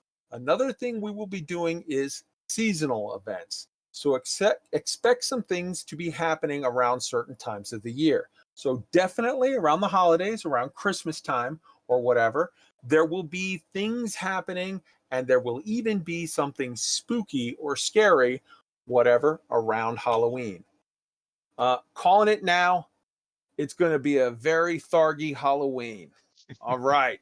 Let's start with Roy. Your thoughts on all of this? So what I really like about this is, we've talked a while back about how other games get you to come back every week. And the ones that jump to my mind are things like Battle Pass, or in Destiny and Warframe, there's like a to-do list every week. Go kill 3 of this, go fetch 10 of that. And there's a lot of fear of missing out because there'll be special rewards or whatever, or it's just getting your meter full for that week. What I really love about what Art was saying is this feels like a much more engaging way to make people want to play the game without making them feel like it's a chore or they're going to miss out on something. This feels like fun. Right on. Arson. With the rewards, the bonus rewards, I found that to be very interesting because I only remember seeing the bonus rewards one time, and when I saw them, it was one weekend, so it was like double rewards for something. But when they mentioned it for this, I was like, okay, so that was a test way back then because they never really ran it after that. But they explicitly said that these bonus rewards are going to be tied towards doing things specific to the narrative storyline. So for participating in it, you're going to earn more money than you would, or whatever other reward, than you would doing other things, even if it's the same activity and would normally make a lower amount of money, which I think is pretty awesome. Because one of the things that I always found turned some people off of participating in the narrative was they really wanted their credits and they felt like they needed to grind because for some reason that's what people do. But I don't think that's going to be an issue moving forward, and I think that's a really, really good move on their part. Beautiful. Tweaked. Well, a couple of things on this. The first part that Arson was just talking about, when they were talking about other rewards than just credits, I'm wondering if does that mean paint jobs? I remember doing a CG where I got a free paint job for my Cobra. Does that mean engineering materials? Because let's be fair, if you're doing any kind of engineering, your mats are the real currency in this game. That would get me to participate in those things a lot quicker than offering up some credits. And really, the other part of it is, I just totally lost my train of thought reading the chat. I'm sorry, go ahead. That's all right. I've got answers for you coming up soon. But first, let's hop over to GALACTIC. Your thoughts on this? Yeah, I mean, some of the events have been, like you were saying, for enhanced engineering materials, and I think that would hopefully tie into the idea of, right, if we need to get our ships built quickly, get our mats quickly, get right back into the action and get in the middle of this. I mean, that to me is what I'm hoping to see in a bonus event, because, I mean, I've always said it as well. The materials are probably what you consider the bigger currency than actual credits themselves in the game. Absolutely. Boss Lady. Well, kind of like Arson was talking about, what I latched onto was there's going to be something for everyone. And I know, especially with all the kind of the brokenness of credits through mining, I'm looking forward to seeing kind of gameplay loops added in that trigger some PvP or exploration, trade, having these different events that will get people and incentivize people and get people excited about doing the different things in game, not just, oh, I'm going to make a bunch of money, but oh, I can do this, I can do that. And that piece is that they're going to kind of open that up is really exciting. Absolutely. And one other thing for me is the seasonal stuff, the Halloween hints that he gave out, and maybe the Christmas. I don't remember this ever being a thing in Elite Dangerous. I mean, I know if I log in on Red Dead Online during Christmas time and I walk in a saloon, the piano player's playing Christmas songs, things like that. Always thought that was a nice little touch. I don't know what they could do in Elite, but I am certainly game to find out. That sounds very intriguing to me, and props to them for doing that kind of stuff, just giving us more things to look forward to. Sure, some fun little things where do this and do that, and you get a, Halloweeny bobblehead or a Halloweeny decal or a paint job that's super Christmassy or whatever. There's tons of stuff that they could do, and I dig it. It's all part of the flavor, man. It's basically like the story of the soup, the rock soup, where it's like, okay, you start with this, then you add a little of that, you add a little of this. Each of the things independently might not be a game seller. It might not be the sexiest thing ever. But if you combine, 10 little ingredients and you mix them right, you end up with a vastly superior product. So, okay, moving on to the next point. We've got art at 32 minutes. Another thing I can say is we will be putting back some tourist beacons and putting back some bits for players on them. I want to name some stations and do some things to recognize the community. It's something I'm going to be getting into. Then at 35 minutes, there will be more info about the NMLA, which is the Neo Marlin Liberation Army. as that story unfolds. Players will have the ability to dig into that and find out more about those guys.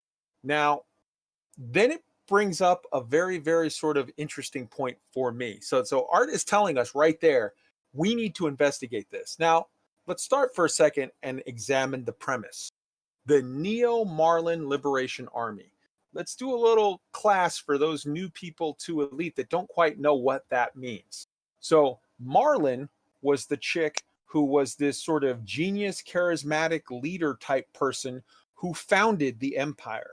She was sick of the corruption and the, businesses running stuff and taking advantage of people that was rampant at that time frame in the early exploration of space that was by the Federation. And so she got a group of followers and hopped up on ships and flew off to Achenar. Achenar was so far away at the time that they were kind of not be messed with by anyone. And she had this idea of building this utopia where everybody was going to be chill and it was going to be very kind of a funky commune. Cool, we all work for the greater good and nobody's taking advantage of anyone kind of a thing. Then she got murked by her brother. And this isn't sort of official, but it's unofficial that's so well known, everybody knows it. She got murdered by her brother, who immediately threw all of her hippy-dippy ideas of let's be chill with each other out the window and instituted a empire of I am in charge and all of my progeny will be in charge and I am the king and the emperor and the whatever, and we're going to have slaves and we're going to do this and we're going to do that and we're going to do whatever. So a Neo-Marlin Liberation Army, you're looking at sort of a leftist group that is looking to try to get rid of the ideas of like slavery and this tie to the empire where a lineal, a family line will rule over people. They want to get back to being sort of chill and hippie-like. If that is the case, and that's who these people are, why the hell would they pick Aisling Duval to be the first person they attack? The only person of all of the Duvals that's like, hey guys, let's end slavery and sort of be nicer to people. That makes absolutely no sense. This story does not hold water. So maybe either A, the NMLA is a front for, Thargoid infested, whatever, people that are doing stuff behind the scenes for their own agenda, or B, this is a lie and it's something else, or C, there's some part of this. I don't know what it is. It's too early in the story, but there's some part of this story that does not make sense. And then you add in the fact that they have access to military grade weapons with Thargoid caustic damage. There's stuff in here, and he's telling us this is not, okay, we're going to throw you a vague story that doesn't make sense, and oh well, that's it. He's saying there's more coming on this story soon about this NMLA. He wants us to dig into this. He wants us to investigate. Arson, bring up the picture from 35 minutes and 20 seconds into the stream. I want to point out something. They did this stream, and in it, they made a very particular point of like stopping the talking and every once in a while going back to the station. Bruce kept going back to rescue people. Now, the first time he did it, they had it to where it was in the camera mode where you couldn't see, it was in the external camera view because Art was covering the camera work. But the second time they did it, you see what is right up there on screen. Even though he pulled into Garrido Market Station, you see very clearly that the station is mislabeled as Louis de la Calle Metalworks XXXXX. Now, Louis de la Calle, I looked this up, it's named after a French astronomer from the 1750s who observed over 10,000 stars from the Cape of Good Hope, which is in now what is modern South Africa. He mapped 13 constellations. So in the show notes, we will have the Wikipedia for Nicolas Louis de la Calle. And I'm sure I am, murdering that name. But guess what? We're 2-0 and rescuing it from the Germans, so I can pronounce it however the hell I like. This to me seems like a super, super obvious clue where they're saying like, hey, dig into stuff. Now, M. Graham was asking just a little bit ago, like, hey, do you think we can look into this now, whatever? I think that's a clue that people should be looking into now. I'm not smart enough to know where exactly that goes, but look into it. Now, maybe it's a glitch, but considering all of the weird shit, you've got a terrorist organization attacking the one person saying, let's end slavery, which they're sort of anti-slavery leftists. That makes no sense. You've got Thargoids, weaponry doing weird damage. You've got the false reports. You've got all kinds of weird shit. You've got the storyteller telling you, no, it's a mystery. It makes sense. We're leaving you breadcrumbs. Look into it. And they put out a stream where they made a point of showing the one time they showed his screen. And I'm hearing reports that if you go, because I've looked into it a little, the first time you go, you show Garrido Market. The second time you go, you show this Louis de la Cal. I'm waiting for some smart people to look into this shit and give me an answer. What do you think? Where does this go? There's breadcrumbs here. Let's follow them. All right. Let's start with Jez. Your thoughts on all of this? I mean, a lot of this is new stuff that I've been sort of just recently come into contact with, but it's not unlike FDev to throw us a curveball and things like that. And I know a lot of people talked about this thinking, oh no, it's just a common graphical glitch or something like that. But after listening to you talk about it, you've got me convinced it's much more than that. Well, I can sell tinfoil hats to anybody, so maybe I'm wrong. Maybe it's just a glitch, but I find it highly interesting and super, super scratching my itch for like, oh, there's a mystery here. I'm like Mulder, man. I want to believe. Boss Lady, tell me what you think. I mean, I'm kind of in the same boat as WKJEZZ. This is the first time I'm hearing this information, and it gets me excited just thinking about being able to go fly to these stations, test them out. It's the same thing when the Odyssey trailer came out. I know a lot of us were going out to the systems that were shown on that, and it seems very likely that FDev cut to these moments on purpose. All right. And let's go with Tweaked. What do you think about all this, brother?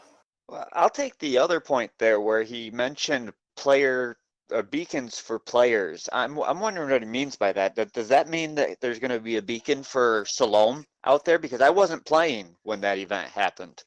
I hadn't found a lead at that point in time. I would love to be able to fly out to a tourist beacon, scan it, and hear the voice acting, hear Salome's calls and all that kind of stuff and get a recap of that story. I would love that.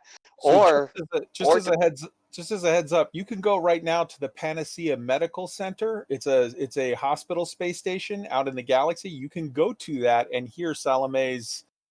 She has her whole recorded. If you're hearing this, that means I'm dead. And then like 5 or 6 pieces. Here's my story. But I'm sorry, I interrupted you there. Go ahead and continue, Tweak. No, I was just going to say, I know something else that FDev used to do, and I think they have subsequently stopped doing, but when commanders who have played the game for a while would pass away in real life, there are a couple different occasions where there is a memorial in space for that commander, and I'm wondering if they're going to honor the commanders in that way again, if they're going to just start being able to approve that kind of thing again. That would be very cool. I think more what it was referring to is there used to be a bunch of weird little beacons that had little mysteries and little things that would point you in places. And I think he's talking about putting in some of that stuff. As far as the station naming, that's more of a memorial type thing or like a special thing of like, you've got Obsidian Terminal that's, obviously acknowledging the work that Obsidian Ant has done with regard to the game. And I think maybe that's more along the lines of like, wow, we're going to, honor, Jez for this amazing live stream where he raised a bunch of money for special effect or Plater for, the stuff that he's done or different people in different ways like that. I think those are two. One is adding in a kind of group of mysteries for fun stuff, funsies for us to play with. And the other one is more of a special kind of this is, for you as a memorial type thing. Let's see. Arson, your thoughts? I don't have anything to say about it. I'm trying to see if I can get it to trigger it at this other station that I'm at right now. So far, yeah, I'm not even going to try. But so far, no go, which just raises it. Like, I don't have a passenger cabin, so I've called my fleet carrier, so I'm gonna keep trying to do that in the background and see if we get some results. You can actually buy passenger cabins at those stations. They make it to where you can buy them. It's the one thing you can buy. Fantastic. Thank you for saying that. You're welcome. Meanwhile, I'll be experimenting. Continue on. Beautiful. And did I hit Roy? I don't think I hit Not Roy. yet. Not yet. Roy, hop in here, brother. A couple things. For me, the thing about the tourist beacons, where I thought about with that is, there's already a mechanism in the game that, to a degree motivates exploration because you get to put your name on something that you found. Maybe this is a kind of an expansion of that where, the forces involved that helped turn the tide of the Battle of Torno 3 or whatever, all these major events that are going to unfold between now and 2022, maybe there's an opportunity for individuals and organizations to be commemorated just as if it was a historical battle in those sorts of situations. So that's what I thought about with that. As far as the name that came up on the station, I would say, I wonder how many of those, and I'm looking at this right now, I wonder how many of those constellations that he discovered have 5 stars in them, because there was 5 X's under that name. Yeah, man. I mean, yes. Get the tinfoil hats going. Let's do it. I want to correct something. I just gave some bad information out on the stream, and I want to correct it immediately. Not what I meant, but what I misremembered. You can get the cabins at the rescue site. So the ship that's just outside, you can get the cabins. There we Inside, go. you cannot. My apologies. I wanted to correct that, so I didn't have people going, "Nuh-uh." All right. Did I get everybody on those last points? I did, I think. Yeah. All right. So here we go. Now, so Tweaked just asked about decals. Art at 38 minutes. There will be various rewards for the community goals. Some might be decals and paint jobs. Others might be stuff like, I can't actually say, but the others, it's classified. But there will be rewards maybe affecting the price of certain things or maybe even grander than that. But I can't say just now. That's at the 38-minute mark. At the 39-minute mark, Art, will the stories extend to Colonia? I can't give out any clues about that. A lot of work has been done by Lawrence and the writing team, and I don't want to cock it up. And then at the 40-minute mark, will there be permits offered as rewards for any of this? He looks at the camera and says, permits are rewards, but I'm not going to get into details on any of that and say which ones. That right there, I'm like, excuse me, hello. This is me tapping the bottom of the table there with something. Yeah, I would like some permits, please. Keep your decals. I'll take some permits. All right. Let's start with Jez. Your thoughts? Yeah, I'm just all about just trying to find the unknown. I'm kind of like there's so much in that point there, but finding some permits. I mean, let's be honest. Like as an explorer through and through, which I am, I'm all about finding and being given access to new places, no matter what lies behind. I just want to see everything that I can that's not been seen before. So I'm all about that. Boss lady. I'm also excited about seeing the storyline extend out into Colonia, and we've thrown around some ideas of, is there, suddenly what happens if the Thargoids, show up out there, or, Pyrie was talking about the children of Raxla. Wouldn't it be interesting if there were some nuggets out further that kind of incentivize that travel? And yeah, that little breadcrumb about Colonia. Ooh, I'm excited. Yeah. Arson. Also, like the idea of having a reason to go to Colonia other than looking at the very beautiful star field out there. Beautiful. And Tweaked. Yeah, it would be very cool, for example, if the Thargoids attacked in such high numbers that those that live out in Colonia couldn't defend themselves, and we from the bubble have to take our fleet carriers or our AX ships and get out there however which way we can and try to defend them. You know, it would be an intriguing and exciting storyline that everybody would be trying to participate in. Roy. When I heard Art talking about the other rewards or various rewards, where my mind went with this is, look, he was a fan of this game before he got the job he's got now. And it shows.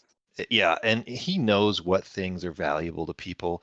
I think that gives him a broader range of creativity around what rewards might actually matter. So I'm preparing to be amazed with that. Beautiful. All right, at the 41-minute mark, will the planet tech apply to non-Odyssey worlds? Yes, it will apply to all planets, every planet. At the 42-minute mark, will atmospheres in Odyssey be breathable? Response, no. There will be fun aspects of play regarding the suit.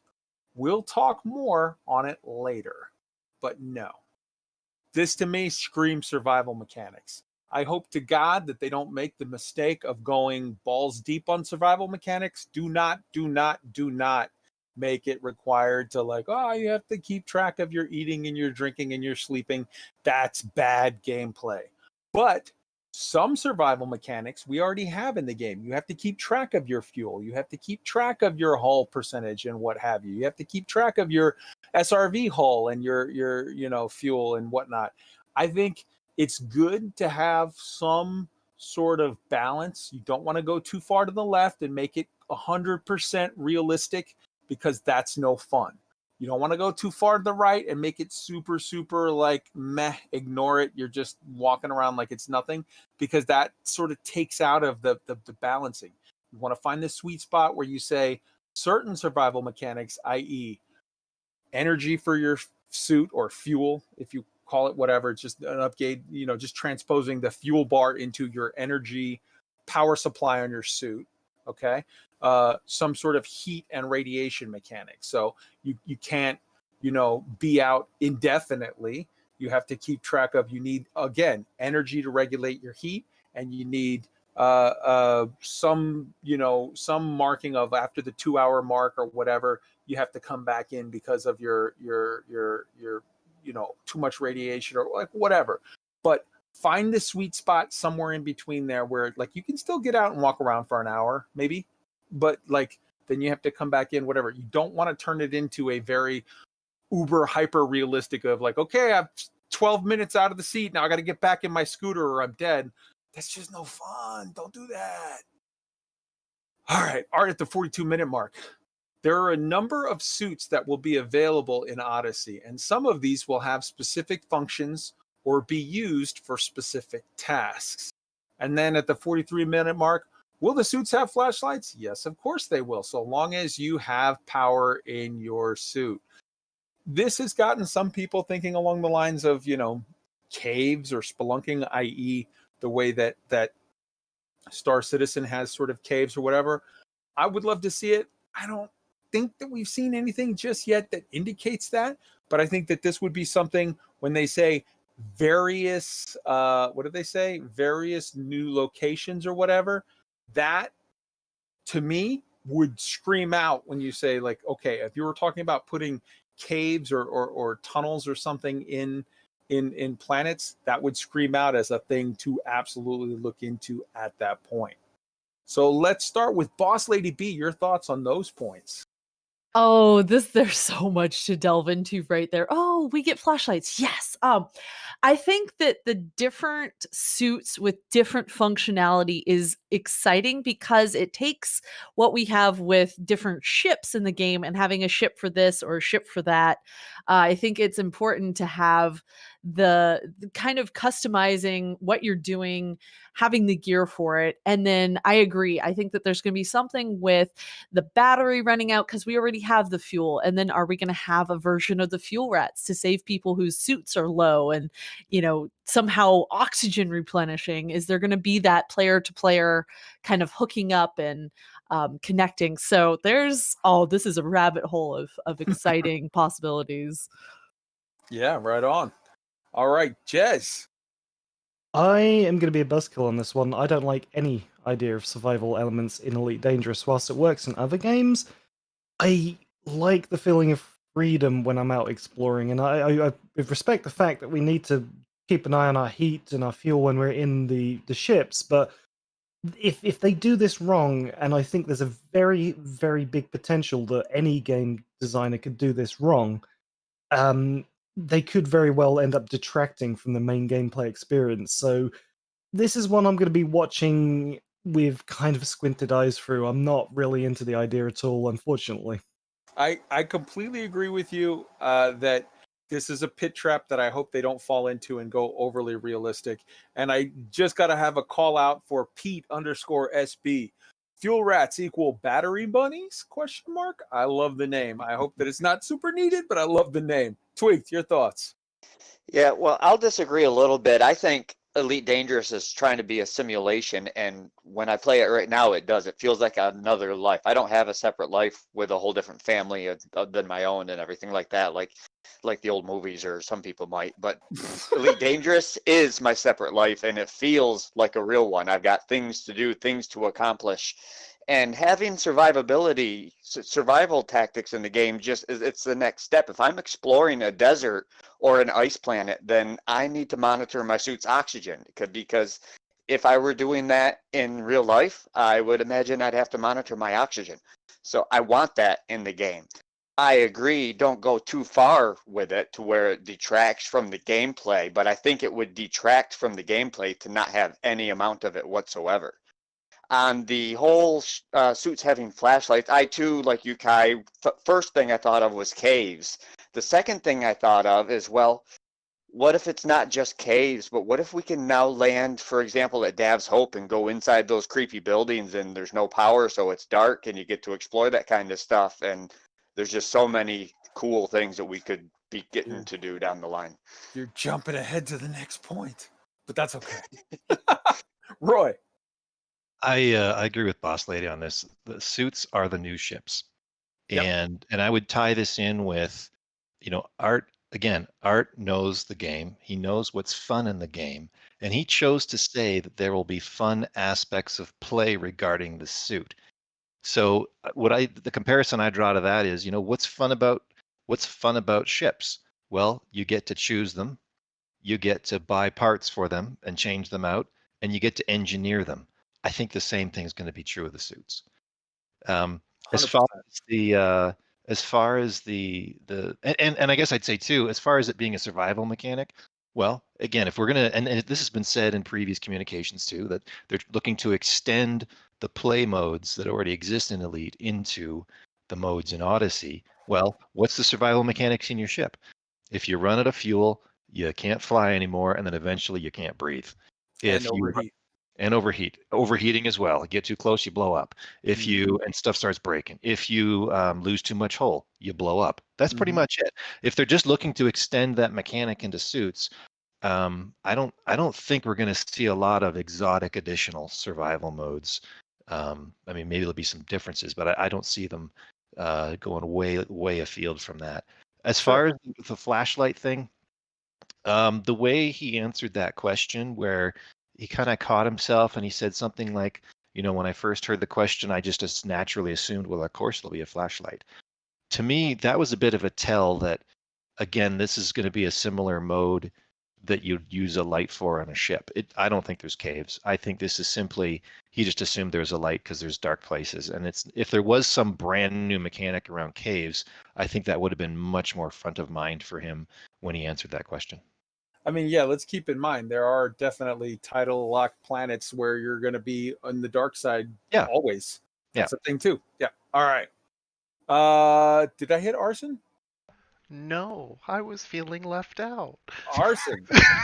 That's why I specifically called on you. So on the caves, since Roy just mentioned it, I genuinely I would love for there to be caves. When I played Star Wars Galaxies back in the day, when I first discovered that caves existed in that game, and I started exploring them, I thought that was freaking cool.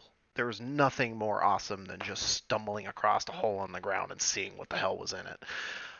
I don't think that that's coming, But if it is, hell yes. But the thing that I'm more interested to talk about, though, is the survival mechanics. I'm probably the minority on this panel here. I love hardcore survival stuff. I'm the kind of person that modded my Skyrim to where when I was in the mountains, I had to freaking go get a campfire, or I'd freeze to death, I'd have to eat and all that stuff. Now, for Elite, I really genuinely feel that that level isn't really necessary because our ships are so massive, even the smallest ones, that it is totally believable that I could put enough food in a cabinet somewhere to feed myself for years and years and years and never have to go anywhere to get it. But I absolutely want to have limited reserves like the fuel and the heat management and all that for my suit. Okay. One of the things this is a slight offshoot, but it has to do with the suit and survival. I really, really, really want to see the jetpacks and the fuel for those be our key survival thing, because I hope our jetpacks aren't just hop off a little ledge and cushion our fall. I want to fly around like they fly around in Star Wars as the damn Mandalorians and rocket troopers. I want that level of backpack, and I want the fuel management for that to be my key survival element, especially for whatever they mentioned about organics. If some of those might try to eat me, I feel like my jetpack fuel is my survival mechanic. So that's where I'm at. All right. So moving to the next point, Art at the 44-minute mark.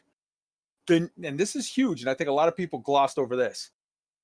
The next Dev Diary has been filmed and is in editing. One of the things that I'm allowed to tell you is that one of the things that will be featured in the next Dev Diary is a station interior. It will be the first time you will get to see a station interior from a first-person perspective. Quote, and I think it will give you all an idea for a lot of the things we are aiming for and what the devs are working really hard to put together. Some of this will be procedurally generated, but a lot of this is going to be handcrafted. We're working on a lot of locations here, and it's an awful lot of work. Art at the 45-minute mark. I pushed really hard today. I wanted to end this stream with the announcement date of the next Dev Diary, but it's still being worked on. We'll have further information on that very soon. All right, so what that tells me is a couple things. Number one, we were told that one of the Dev Diaries was going to be on locations. Okay?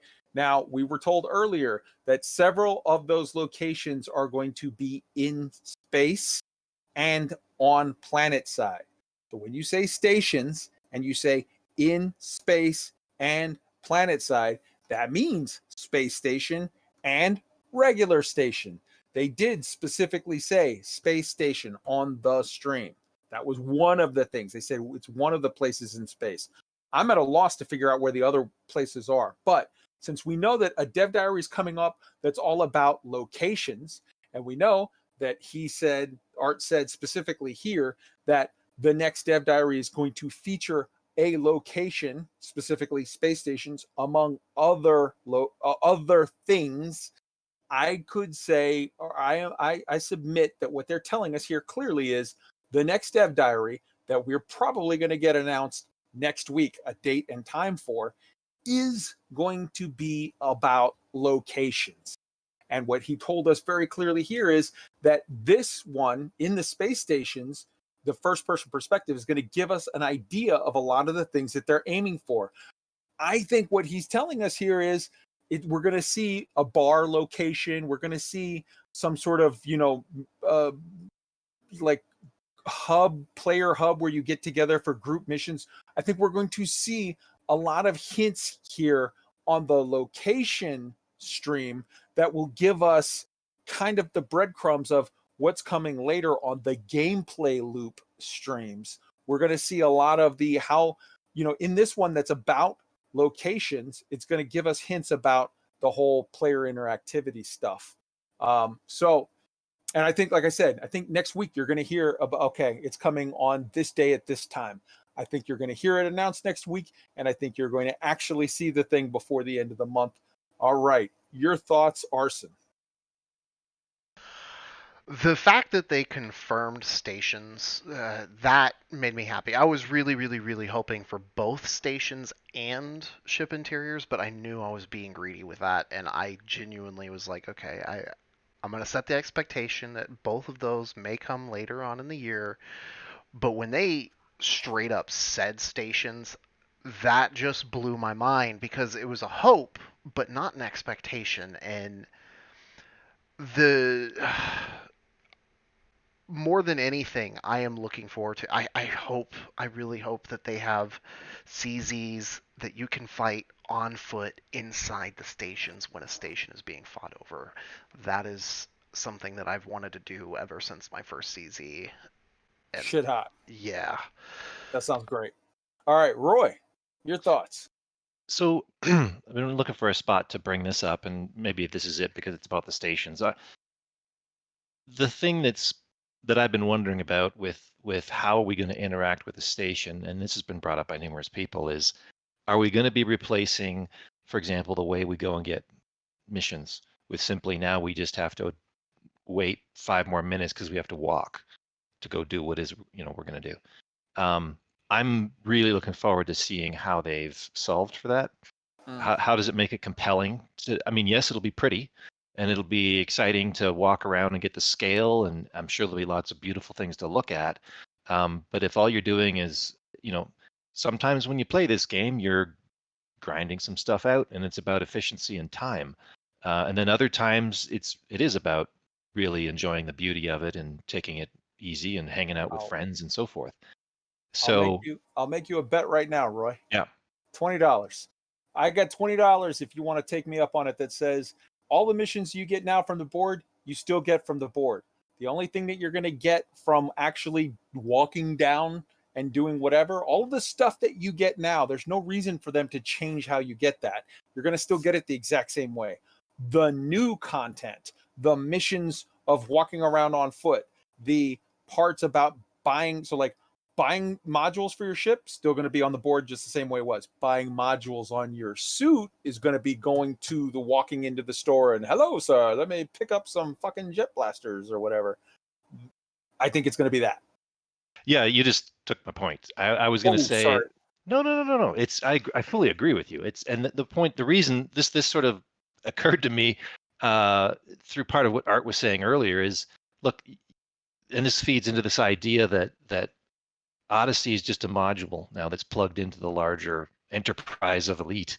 And for all the people that don't get Odyssey, they're still going to get all those missions the same way. And why wouldn't you have, you're not going to reboot into Horizons to get the old way of getting missions if you don't want to walk down the hall. I think they'll just, like you say, make it so that everything you do now you can still do from the left and the right panel and the up and the down panel, and it's going to be something else that makes you want to get out of the ship. I'm curious to see what how compelling that is, so that it isn't super grindy. But I'm confident they'll surprise us again.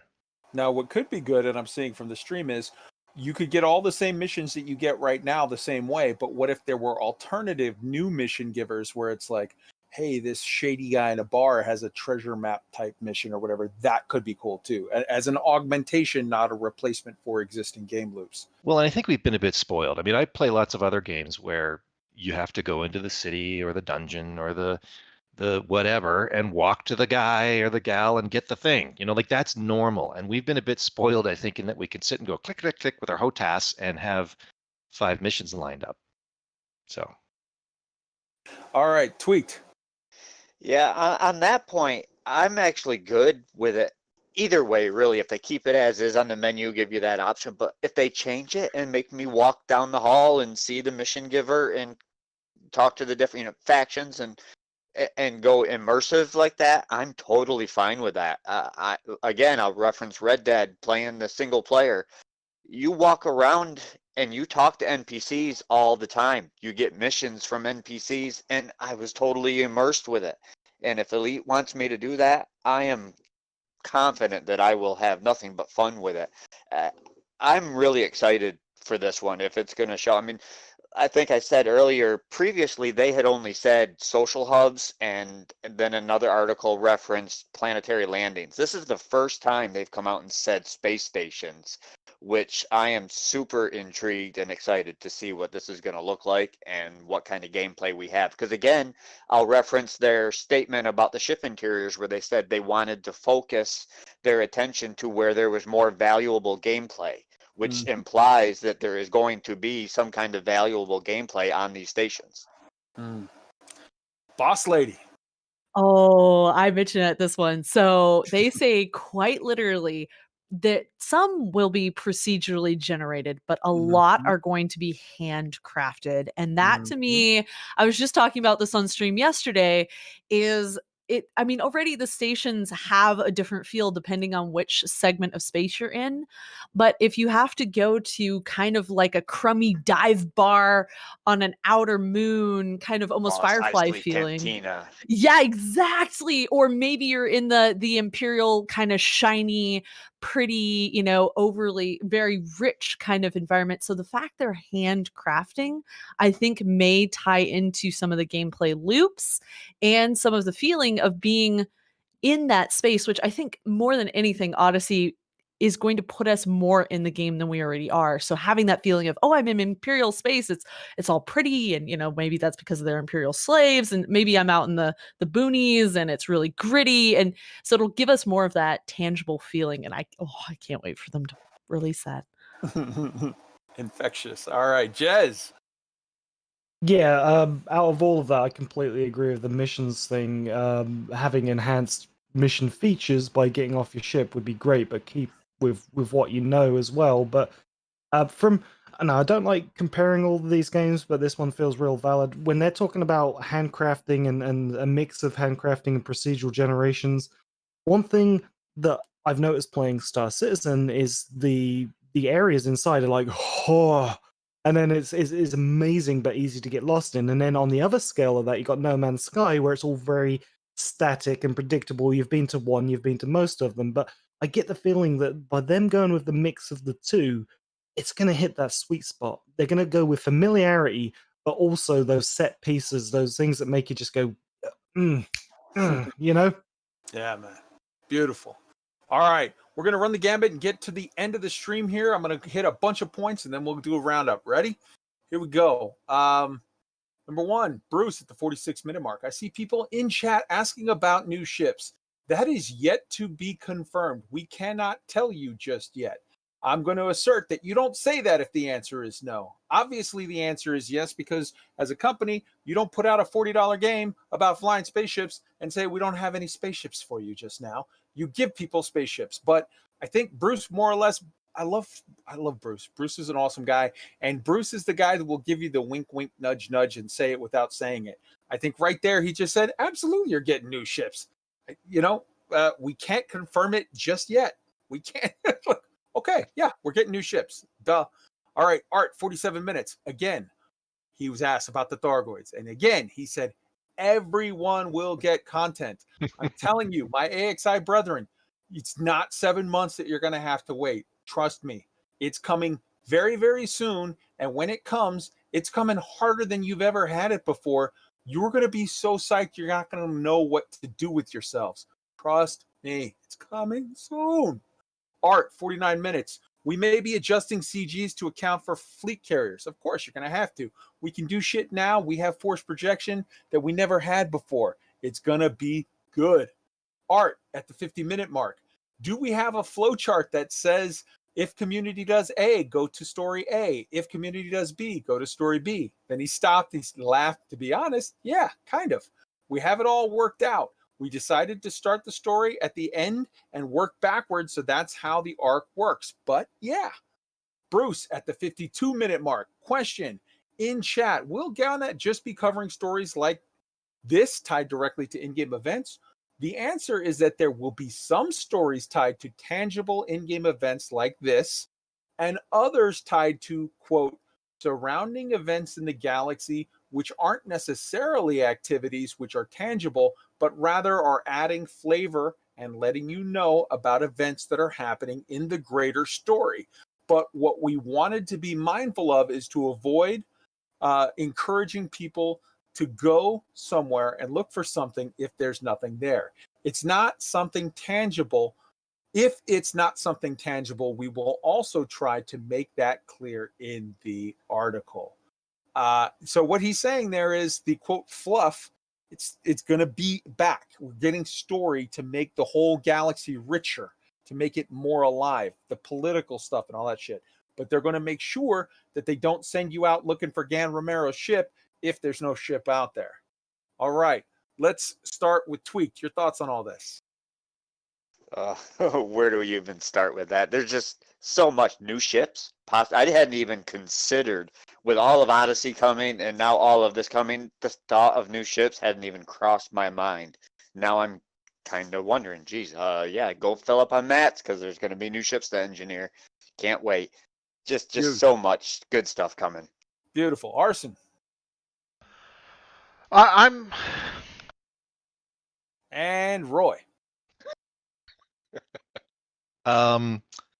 Let's see. I think what I would say about this is, read my lips. Thargoids are coming. That seemed pretty obvious. And gosh, what else? They were bursting to tell us more. I'm just. Yeah. There's gonna be so much stuff coming out in the next few weeks. They were just like on the edge of their seat, hopping up and down, bursting to tell us more. So that was fun to see. Okay, let's try Arson again, see if his Discord is playing nicer. Is it playing nice now? Yes, I hear you. Excellent. Okay. So one of the things, Boss, I'm kind of backtracking just a slight bit here, but Boss Lady mentioned the handcrafted stuff, and when she was talking about it, it made me think about the article that came out today about the upgrading of the outposts for fleet carriers. And I'm wondering if we're going to see the exteriors of these and start to get hype for what they look like. But I've always wanted to see outposts be expanded significantly, because if you look at them, they're all modular and they're procedurally generated and laid out, but they're really limited in how many parts are put on them. Some of my favorites that have the most awesome combinations are scientific outposts. I'm super curious to see if the new updated outposts with the new large pads are going to be really, really badass places and specifically designed as these new player hubs that we've been hearing about. Beautiful. Boss Lady. Oh man, now my brain's thinking about the generation ships, the scientific. Oh my goodness, this is a total rabbit hole. Yeah. I think that it was really lovely to break all of this down into pieces, because like you said, there's a lot more to come, and they're bursting to tell us all this information. And even just in that one live stream, we had to really chunk it down into different sections just to absorb all the information. So I'm really excited for what's coming up and what they haven't said yet. Oh, Jez. Yeah. For what they haven't said is a great point. I was thinking that too, because remember how we broke the news? It was like Braben being a bit cheeky on a Gamescom, when we was getting into the Fargoid stuff. So they don't, it's what we read between the lines. But I was kind of thinking one thing on all of those points. When it comes to new ships, think of the Drake meme here, like, but I'm really like, what about more SRV type stuff? That's the for me. So hopefully, but throwing this out here, one thing I wouldn't put past FDev with what they're doing now is, before Odyssey came out, if they're going to retool some stations, what if they was like, oh, yeah, okay, so we're going to give you a preview on what inside of a ship or inside of a place is like. I wouldn't put it past them. Now, don't get too hyped on that, but wouldn't it be cool if they just kind of put that little thing in there before Odyssey came out? But we'll see. I'm rose-tinted glasses on that one. Beautiful stuff. All right, so that is our summation of just the stream, and that took some time, but like I said, I think there was a lot in there. I don't know, just a one-word answer, show of hands. Did, in us going over this, people on the stream put in now, is there anything that you didn't know that you heard that you're like, whoa, wait, what? And I'm gonna go through. Roy, was there anything that you heard here that you were like, holy shit, I didn't catch that? Yeah, there was a few things for sure. Arson. Oh, Yep. so No, I'm that's it. Yep. yeah, Arson. Yes, absolutely. I heard something new I hadn't heard before. Boss Lady. Oh yeah, a lot. Tweaked. Yeah, definitely, no doubt. And Jez. It's a clean sweep. It's a yes. So like we're a bunch of people that are kind of more than casually interested in the subject. We all watch the stream, and yet when you break it down and go line by line and take some time to really absorb it, there's more even there than we caught. So I hope that people are gonna find this information and go like, oh shit, man, I'm even more excited now. So I hope you guys like it. All right, so next up in the chronology was they posted the post, the forum post. It was posted by Paul yesterday at 3 p.m. Eastern time. Okay, and it says, greeting commanders, yada, yada, yada. You know, CGs are back, all the stuff that we've already said. Okay, cool. But I want to make sure that I highlight a couple of points. Let's see here. The dedicated team, of course, Galnet's back. The glimpse. Roll into action. Today's Galnet, there was a line here that I featured. Okay, featuring new plot threads and some returning favorites from the past. This galactic story will be shaped by you.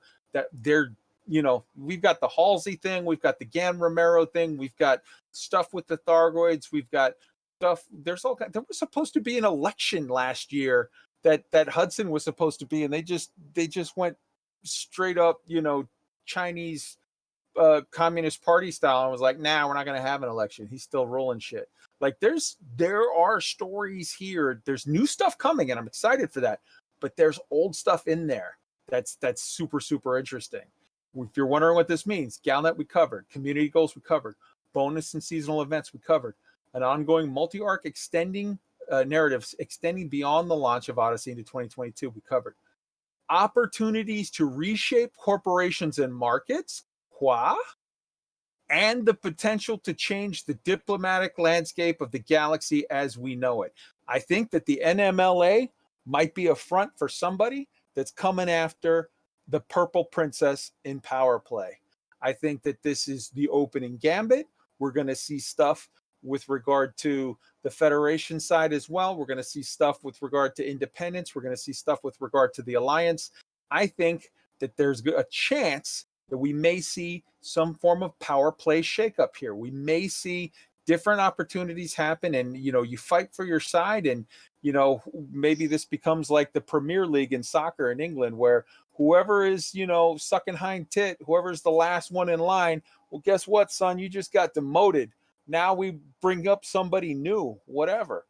Real quick with that, maybe if that happens, it brings meaningful PvP into the game. That could be very, very cool. Let's see. Announcements, Road to Odyssey, Dev Diaries. All right. Then next up, they just hit a couple of points about organics. It's not just going to be plants. It's going to be organics. Organics means plants and other fauna. But to be clear, I don't want to give anybody the false interpretation or false expectations.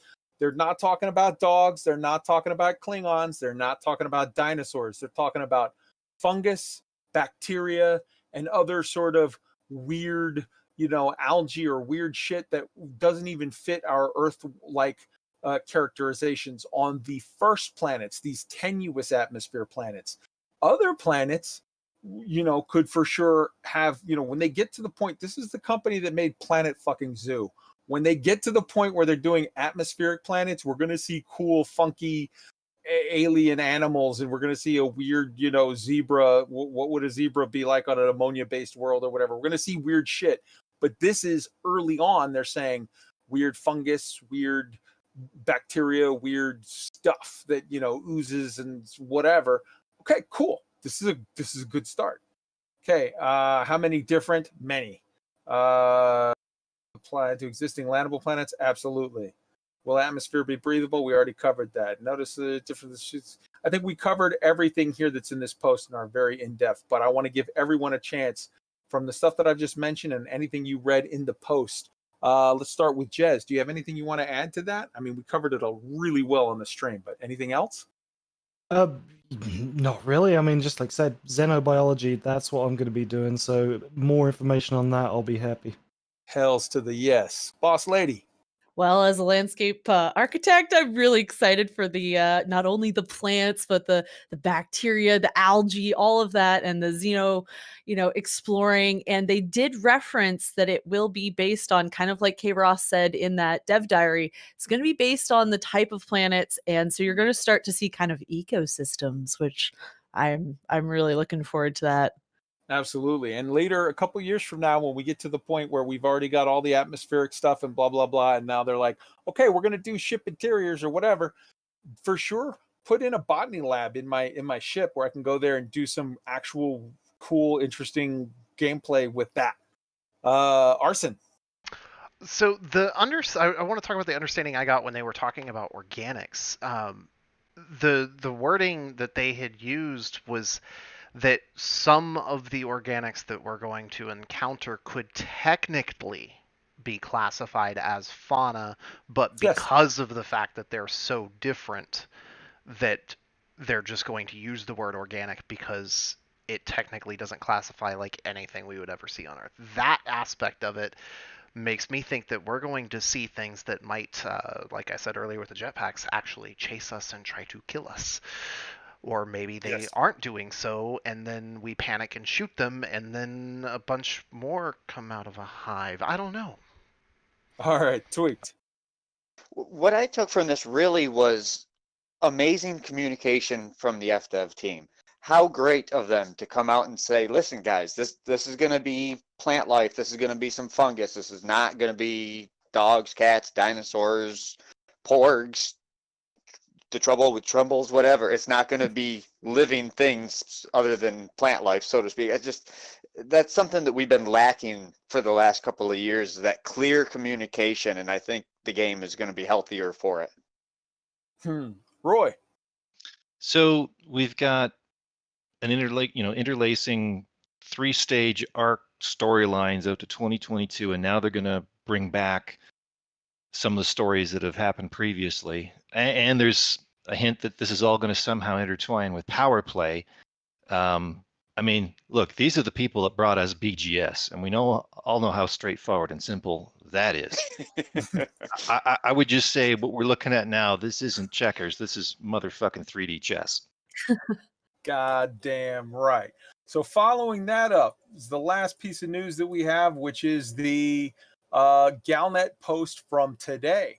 You know what? They told us that GALNet was going to be back, and they meant it. So today, September 11th, 3306, Starport Upgrade Initiative to support fleet carriers. We've been surprised and gratified by the popularity of our latest product. The options for independent pilots and crews have been considerably expanded by the versatility and compatibility of the Drake-class carriers. They keep saying Drake class. They keep mentioning the class name. If there's only one and you keep mentioning the class name, you make me wonder what's coming next.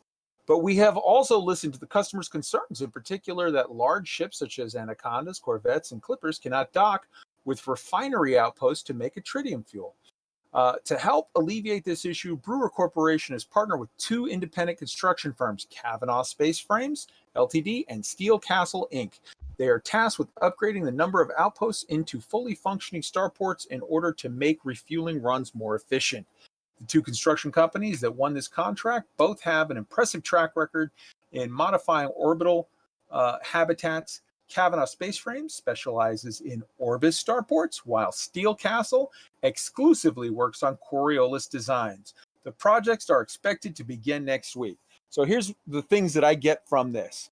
Number 1, that when they say they're going to have a multi-threaded story, they're not fucking lying, because it's not NMLA 1, NMLA 2, and NMLA 3, and then that's done, and then starports. It's NMLA 1, then a starport, then maybe an MLA 2, then a CZ thing, then they're mixing this all up the way it would come and happen organically in life. There is lots of stuff. So it's super, it's integrated. Number 2, they're giving you the classic choice here. You can run for Party A or Party B, and Party A is going to make Orbis, and Party B is going to make Coriolis designs. That's cool. It's some, you know, again, they said players are going to get to decide. Well, you decide. Now, that may not seem like an important thing to you, but it's flavor. It's adding to the soup. If I like a certain kind of station over another, now me personally, this is just me personally, could not give less of a shit. Don't care. I like them both. Whatever. Make whatever. But to some people who are super into the aesthetics, that might be an important thing. Maybe the next thing, right? Maybe Boss Lady B is all about this choice. And the next thing, she doesn't give a shit, but I'm all about it. That's the beauty of this. When you have a complex system, different people are going to key in on different things. And when you vary it up this much, you're going to give people stuff that they like. And it's like, all right, awesome. I think that's a beautiful thing. Let's start with Arson. Your thoughts on this Galnet post? So as you were talking about it, I didn't realize that the different manufacturers specialized in the two main different types of starports that we saw, and I started thinking about that. The idea of them popping up CGs and being like, okay, it's time to choose what model you want for these particular locations, or does one win out contracts on all of them, or are we going to see CGs for each individual area and upgrading either in parallel simultaneously or as a whole, one station at a time? The potential, again, I look forward to some more the ringy ones. They're my favorites. Beautiful. Jez. Yeah, I'm the same way. More ringy ones because they look absolutely awesome when they're being broken apart. And let's face it, you know, that's happening, and it's going to keep happening for the next couple of years by the looks of it. Beautiful. Boss Lady. Yeah, I think what you said about, you know, there's going to be different things that people are going to key into and get invested in. And something like this, where as a trader or a miner, we can get those resources and support this one over that one. I'm looking forward to this because literally we'll be invested in those exact stations because we'll help build them and decide their fate. And yeah, that's great. Roy. I think that this gives a hint that we shouldn't take certain assets for granted. They can build up a station. Maybe they could destroy one. We've kind of gotten comfortable with this idea of they burn, then we fix them. But if they can, you know, if they're willing to modify a station to give it more features, who's to say they can't completely destroy them too? Davstot giveth and Davstot taketh away. I like it. Tweet.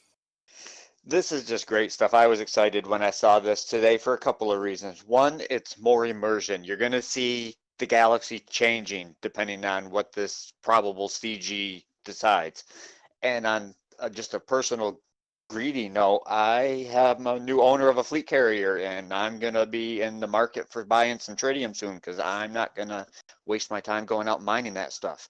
I will spend the bucks to buy it. And if there's more places where I can slide my Type 9 up there and load it up and pull it back onto my fleet carrier, then that benefits me. So this is very cool for me. Man, that sounded dirty. You're trying That to did find so places sound to dirty. slide your Type 9 into. Baby, I got a Type 9 for you. Oh, All right. baby.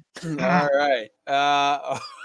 The After Hours podcast. Yes, that's right. This is Elite Week After Dark. All right, so that wraps up sort of that. I want to hit a couple of things real quick. Number one, if you have not seen Away, there you go, on Netflix, go check it out. It's awesome. Number two, this channel tomorrow night will be hosting live the discussion of the 8-wheel drive endurance race rally challenge. They put on by basically the elite racers and heavily invested upon also by the Buckyball Race Club. So we're going to host their live thing tomorrow, and they've got another race coming up on Sunday. Check it out. Do not miss it. And I wanted to hit those because I wanted to end on a very specific note. I'm going to read out the statement that I made yesterday when Jez in our chat actually said, he was like, yeah, man, Elite is back. And I want to just hit something because this sums up how I feel so much. And I think Jez is already laughing because he knows what's coming.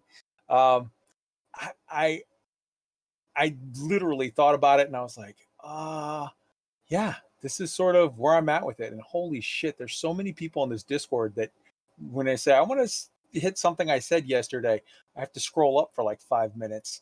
But yeah, so here's what I said.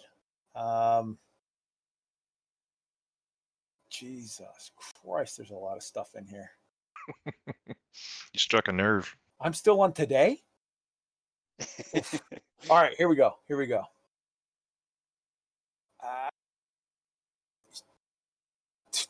Okay. This is it right here.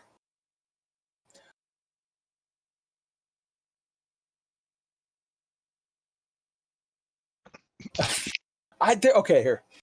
Elite is not back. So basically, Jez said, Elite is back, baby. Something to that extent. And I said, Elite is not back. Back would mean we're returning to where we were. Here's what we know now. Number one, we will be able to run around on foot for the first time ever, both planet side and in starports, and in various new buildings, settlements, etc. that Frontier have created. Number two, the entire galaxy is getting a facelift, not just the Odyssey ones, so that the entire game is now going to look 1,000% more realistic than it ever has before. Number three, we can enjoy all of this in complete VR for all of the flight and driving with no load screen on the transfer over to the leggy bits and pancake. Number four, Galnet is not only back as of this morning, but as Art put it on the stream, better than ever. More stories, more tempo, those stories tied to more CGs, first one starting next week, and seasonal events, first one mentioned in Halloween, and special in-game events, bonus rep weekends, special limited time events to buy a ship or get it discounted, maybe even things like the Gnosis or Salome events, ? Who knows? Stay tuned. Number four, there will be multiple new kinds of suits that we can kit out. Number five, there are not just plants, but a vast abundance of life in these new worlds that run the spectrum from fungus to bacteria to other types that defy Earth classifications on the low atmospheric worlds we are getting access to just at the start. More complex animals like dogs or dinosaurs will require more robust atmospheres for sure. Number six, all of this shit is tied together in a matrix of stories that they have planned out to extend into 2022, with several branches that we the players will dictate based on our actions. So the TLDR is go watch the stream if you do not take anyone's word on it. Even if it was only half as good as it was, it's the single best weekly stream Frontier has ever done. And Elite isn't just back. It just kicked in the door, stole Star Citizen's girl, and is currently sitting on its couch drinking its beer while its woman makes a sandwich after amazing sex. That's how I feel. Let's start with how you guys feel. Arson, wrap this up. So David Babrin is Bowser. Fuck yeah. Tweaked.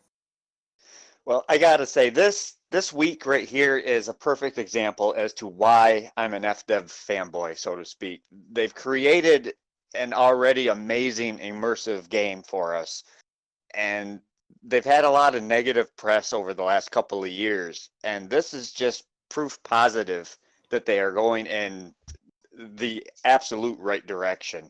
With story for the next 2 years and Odyssey coming, that this is the best time to be a commander in Elite Dangerous, and they very well could make this the all-time best space game. Absolutely. Roy. I am a 6-year-old in a candy store running around carrying a giant lollipop going la la la la la la la. I think you might want to see Tweaked about his Type 9, see if you can, never mind. Yes. Yeah, FDev have gone from somewhere that was in a dark place to, you want universal card graphics on a fleet carrier? You got it. You want some information about VR? You got it. You want this? You want that? We're going to talk about it. And basically, in my opinion, Arthur coming in as the CM lead, well, he's the deep space daddy. 100%. That's all there is to it. Right? Talk about listening to their community and acting upon it. It doesn't get any better than what they're doing right now. 100%. Art, there's some stuff that I even have sort of got a peek behind the curtain. Art has been fighting tooth and nail for a bunch of more openness, more sharing, more information, and a bunch of these specific sort of features. He has been fighting for us and the entire community management team, including starting with Al Hibbert as the product manager, including Dahlia Penna, including Arthur Tolmie as the CM lead, Stephen Benedetti as the CM, Bruce Garrido as the CM, and Paul Crowther as the CM are all fucking beautiful, amazing people who I love very, very much. They've earned a ton of respect. And I skipped Boss Lady B. Your thoughts on all this stuff? I mean, I can't say anything anybody else hasn't said other than this is the best time to be a content creator in Elite Dangerous and a gamer in Elite Dangerous. And yeah, we're so fucking lucky. I mean, this is just amazing. It doesn't get any better than that. Guys, I love you all. Go out and party and be ready because shit's coming.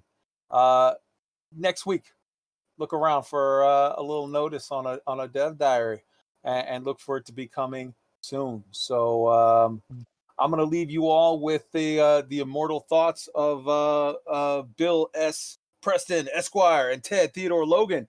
Be excellent to each other. Roy. Stay safe, have fun. You earned it. Arson. Fire. Creepy. Tweaked. Have fun, everybody, and I don't ever want to hear anybody, at least not for the next couple of years, say, I'm bored, there's nothing to do in Elite Dangerous. How dare you? Jez. As I say, be safe, be happy, be well, and be hyped. And Boss Lady B, the final words. Don't forget to stay classy, my friends. Beautiful. Arson, mute the mics and play us out, brother. It's time to get drunk.